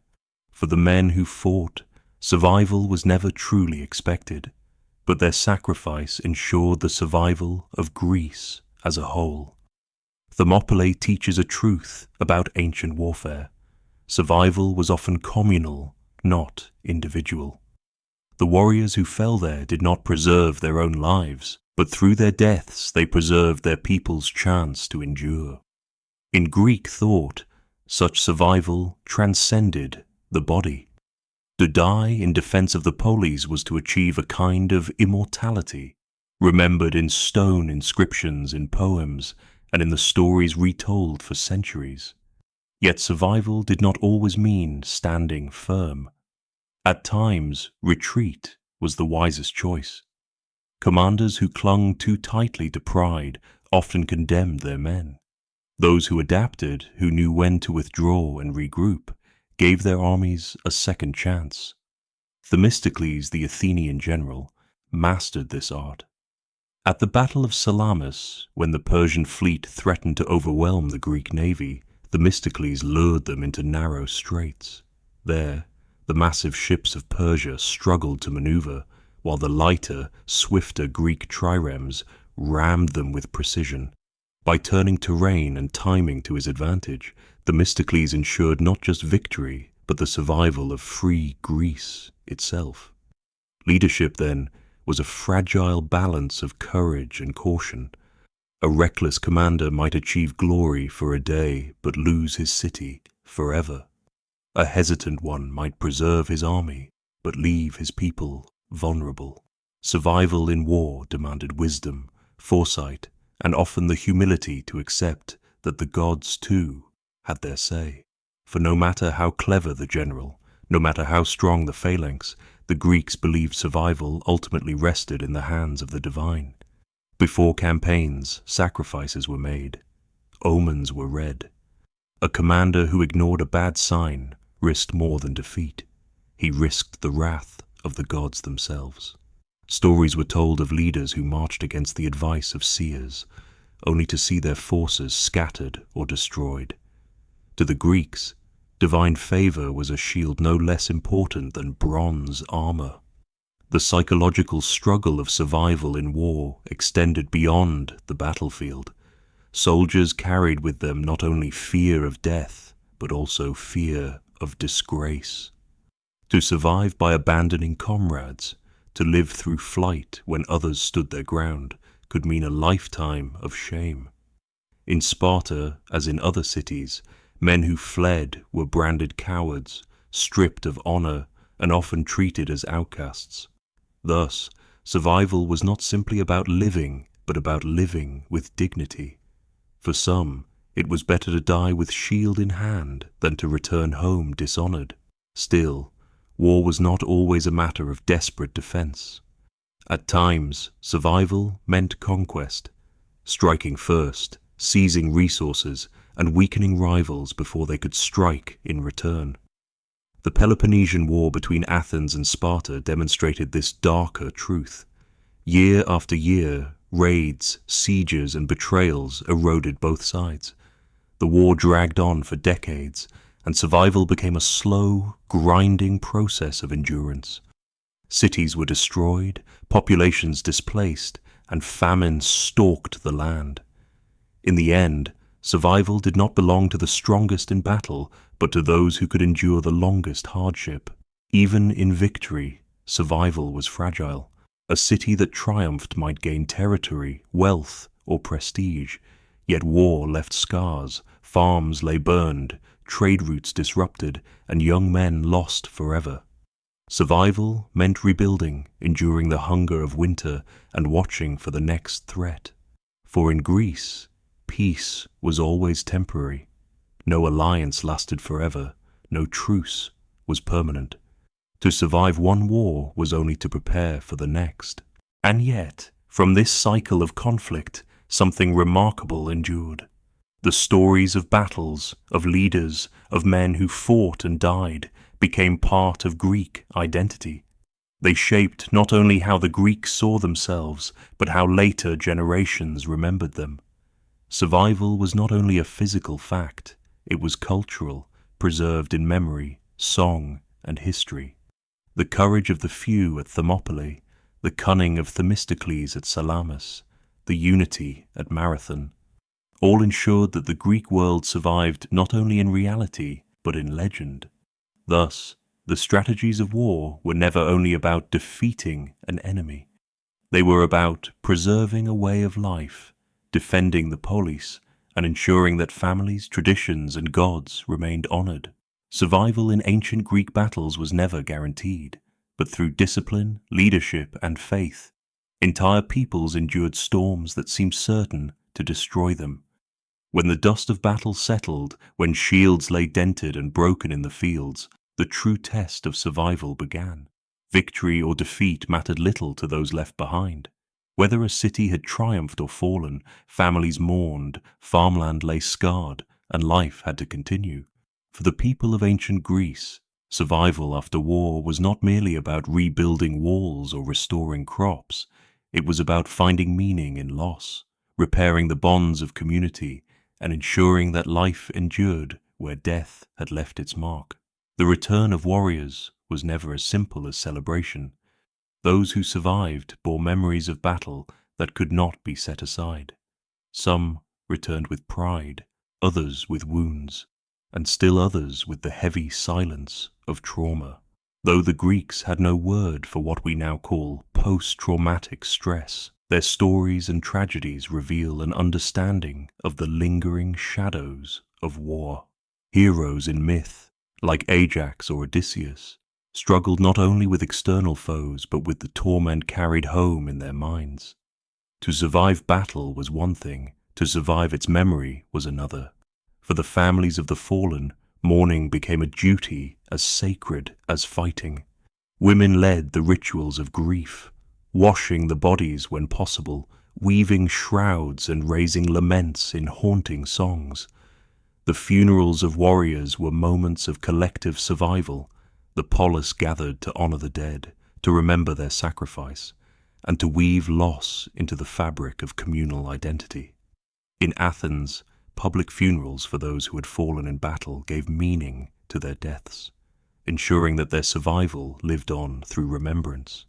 Yet grief was not only private or ceremonial, it reshaped the very life of the polis, a city that lost too many young men faced depopulation, fewer farmers to till the fields, fewer citizens to bear arms in the next war. Survival demanded adaptation, alliances shifted, marriages were hastened to restore households, and children were raised with the weight of future responsibility. War was not only about the present, but about ensuring that the next generation could survive to carry forward the name and honor of the city. Economically, survival after war was grueling. Crops trampled by marching armies had to be replanted. Vineyards burned in raids would take years to bear fruit again. The herds that provided milk, meat, and sacrifice might be scattered or slaughtered. For small farmers, survival could mean years of hardship, borrowing from wealthier neighbors, or even selling land to make ends meet. Some slipped into debt slavery, bound to their creditors, while others abandoned their farms altogether to seek work in cities or abroad. Thus, the survival of a polis was bound up with the fragile survival of each household. Communities also relied on religion to endure.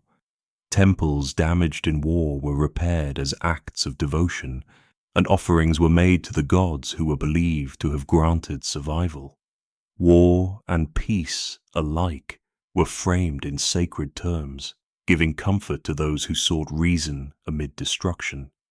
A widow might dedicate a small statue to Athena for protecting her children, while a general might build a shrine to Apollo in thanks for a victory. Through ritual, survival was not only physical but spiritual, binding the wounds of war with faith. Cultural survival came through memory and storytelling. Plays performed in the theatres of Athens often returned to themes of war and its cost. In tragedies such as Euripides' The Trojan Women, audiences confronted the suffering of survivors, women and children left after the fall of Troy, forced into slavery or exile. These plays reminded Greeks that survival was never simple, that victory could bring its own form of devastation. By watching, by reflecting, the community processed its grief and prepared itself for endurance. Rebuilding was not always about walls and temples. It was about trust. Wars left bitterness between allies, resentment among neighbors, and the heavy question of betrayal. To survive beyond war, Greeks needed diplomacy as much as strength. Treaties were negotiated, oaths sworn, and hostages exchanged as guarantees. Without such measures, survival might prove temporary, undone by the next outbreak of conflict. Yet, even amid the struggles, life returned. Fields once blackened by fire slowly turned green again.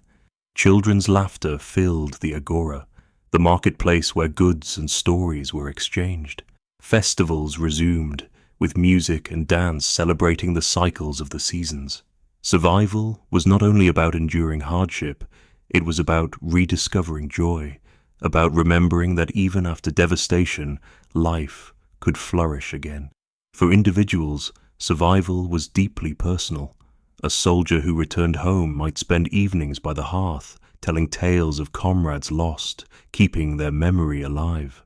A mother who had lost her son might plant olive trees in his name, each year watching them grow stronger as a living memorial.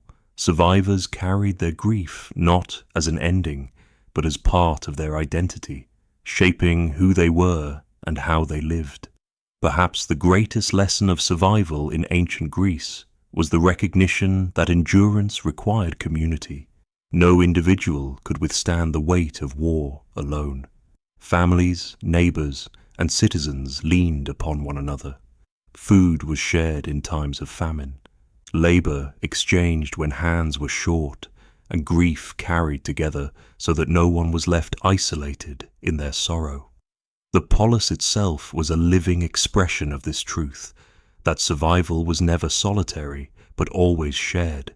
And so, after every battle, after every campaign, life was pieced together again. Some scars never healed, some losses never faded, yet the Greek world endured. From city to city, across generations, survival became more than the absence of death. It was the persistence of culture, the renewal of community, and the quiet strength of ordinary people who chose to live on despite hardship. In this way, the aftermath of war was not only a struggle, it was a testimony. The Greeks showed that survival is not simply resisting death, but affirming life. They rebuilt temples not only for the gods, but for themselves, reminders that beauty and meaning could rise even from ruin.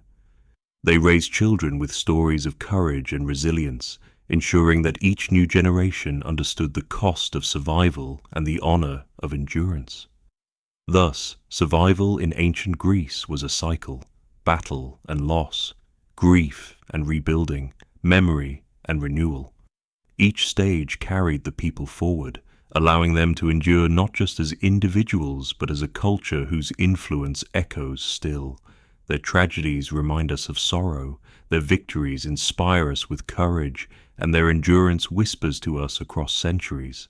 Survival is not the end of struggle, it is the beginning of life restored.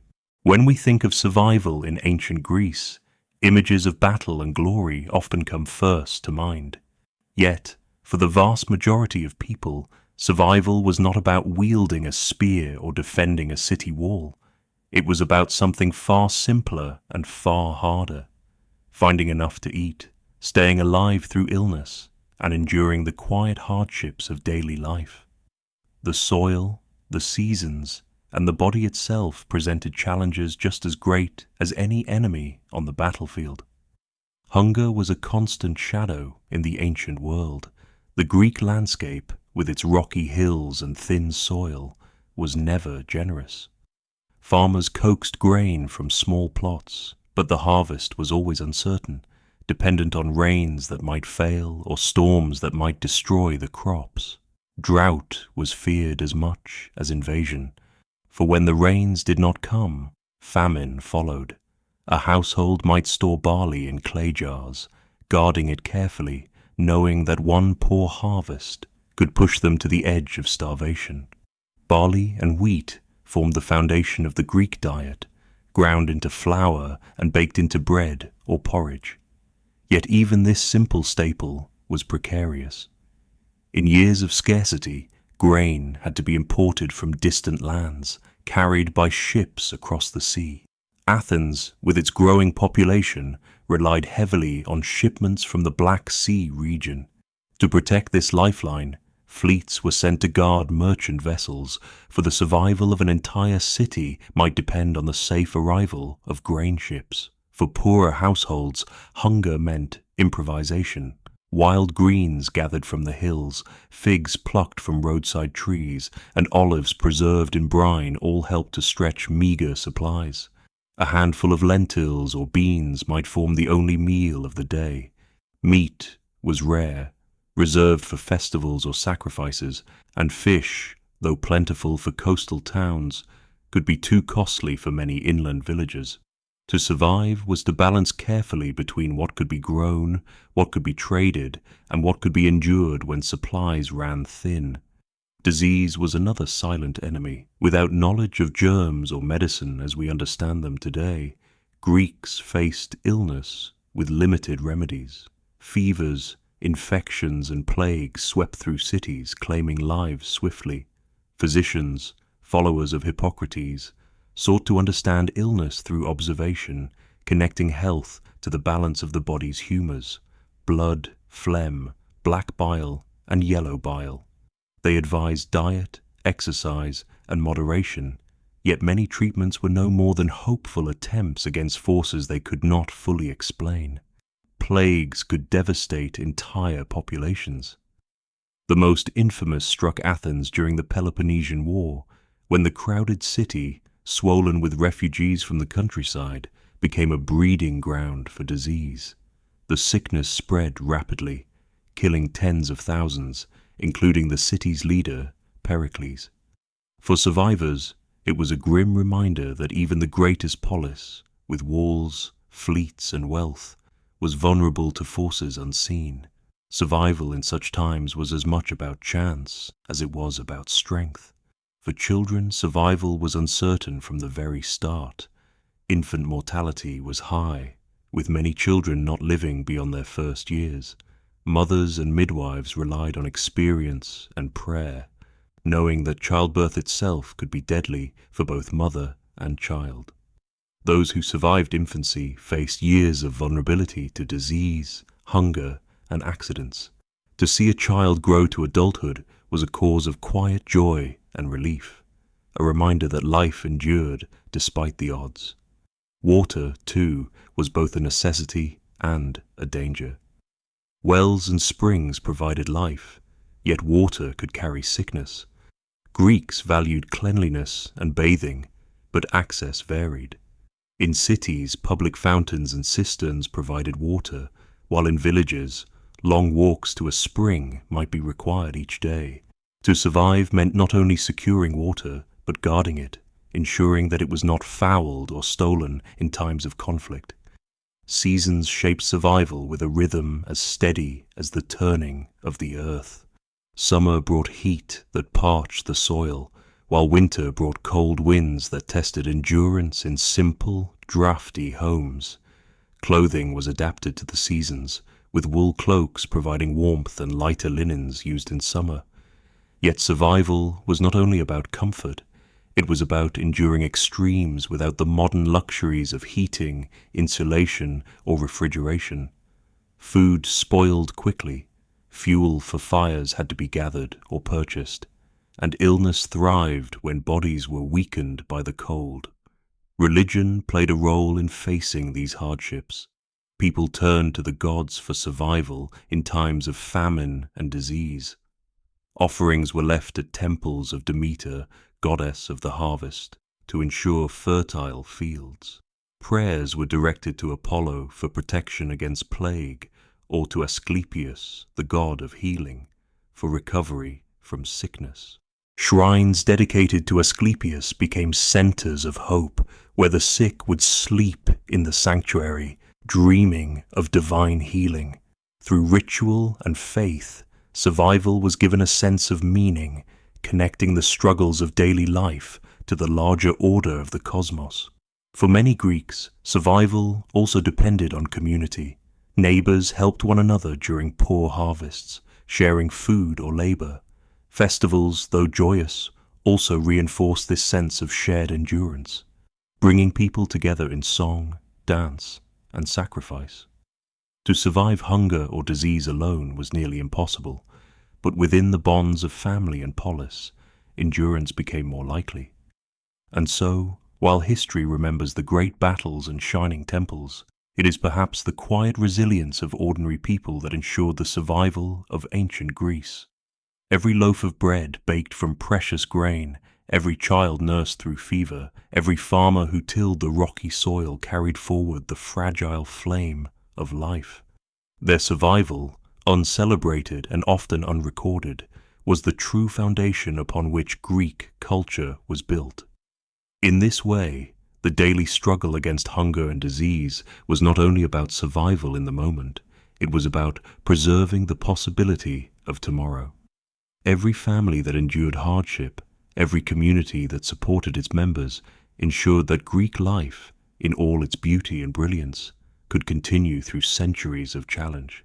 Hen imagining the splendor of ancient Greece, we often picture marble temples rising toward the sky, philosophers debating in shaded courtyards, and warriors marching across the plains. Yet behind the grandeur lay something far more fundamental, the quiet, relentless labor that allowed society to survive. For most Greeks, life was defined not by moments of glory, but by work. Work tilled the fields, built the homes, wove the cloth, and baked the bread. It was the constant heartbeat of survival, steady and unyielding. Farming remained the foundation of Greek life. Though the land was rocky and often unforgiving, most households were tied to the soil. Farmers rose with the sun, guiding wooden plows pulled by oxen across uneven fields. Barley, olives, and grapes became the staples, each suited to the land's limitations. Grain fed families. Olives provided oil for cooking and light, and grapes became wine, a drink safer than uncertain water and a symbol of shared community at the symposium table. The farmer's labor was endless, sowing in autumn, pruning vines in winter, harvesting in summer. Each task was a battle against the limits of the earth and the unpredictability of weather. Survival depended on rhythm, patience, and endurance. Yet not all survival was rooted in the soil. In bustling cities such as Athens, trades and crafts provided livelihoods for thousands. Potters shaped clay into amphorae, jars that carried oil and wine across the Mediterranean.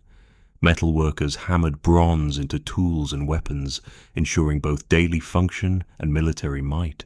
Weavers spun wool into cloth, while carpenters shaped timber into ships that connected Greece with distant markets. Each trade, though humble, carried weight.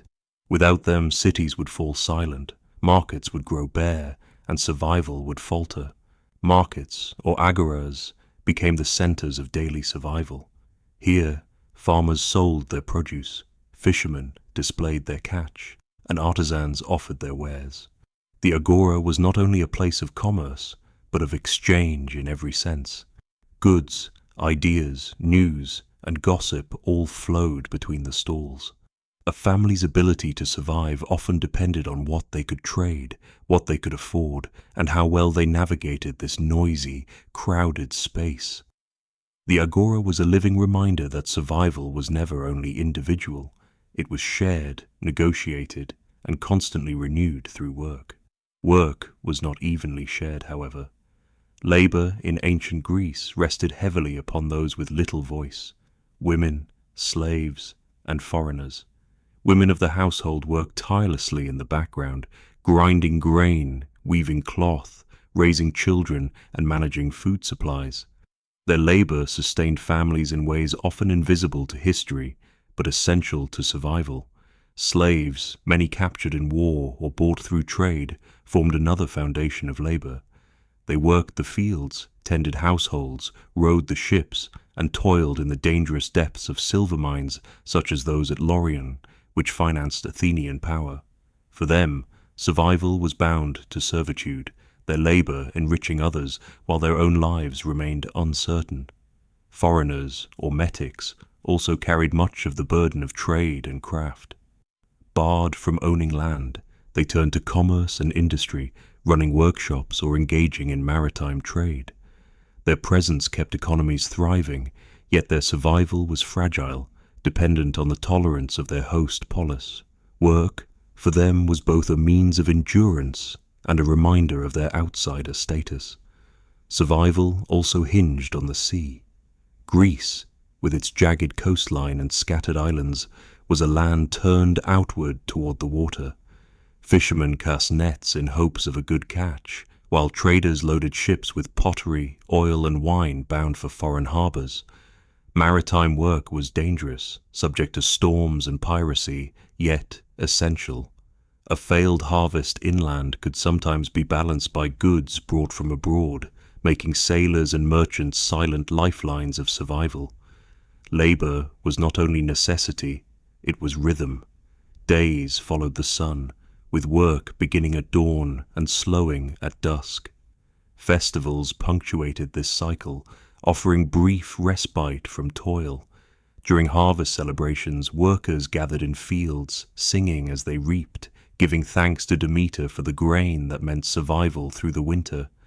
Work and faith intertwined, reminding people that their efforts were part of a larger pattern, one that reached beyond human control into the domain of the gods. Yet despite the centrality of labor, Greek culture often held conflicting views of work. Philosophers such as Aristotle considered manual labor less noble than the pursuit of wisdom or politics, reflecting the values of elites who could rely on others to sustain them. Still, for the majority, there was no separation between dignity and labor. Survival itself ennobled the worker's hands, whether calloused from plowing fields or stained with dye from weaving. The quiet endurance of workers allowed philosophers their debates, generals their campaigns, and poets their verses. The fragility of work-based survival became clear in times of war or disaster. When fields were burned by invading armies, when trade routes were blocked, or when plagues closed the markets, the fabric of survival tore quickly. Labor was disrupted, food became scarce, and families suffered. Survival in these times depended on resourcefulness, hiding stores of grain, mending tools instead of replacing them, relying on neighbors to share what little remained. Work never truly stopped, even in crisis. It simply bent under the strain, adapting to endure. At its heart, Greek survival through work was a delicate balance of persistence and cooperation.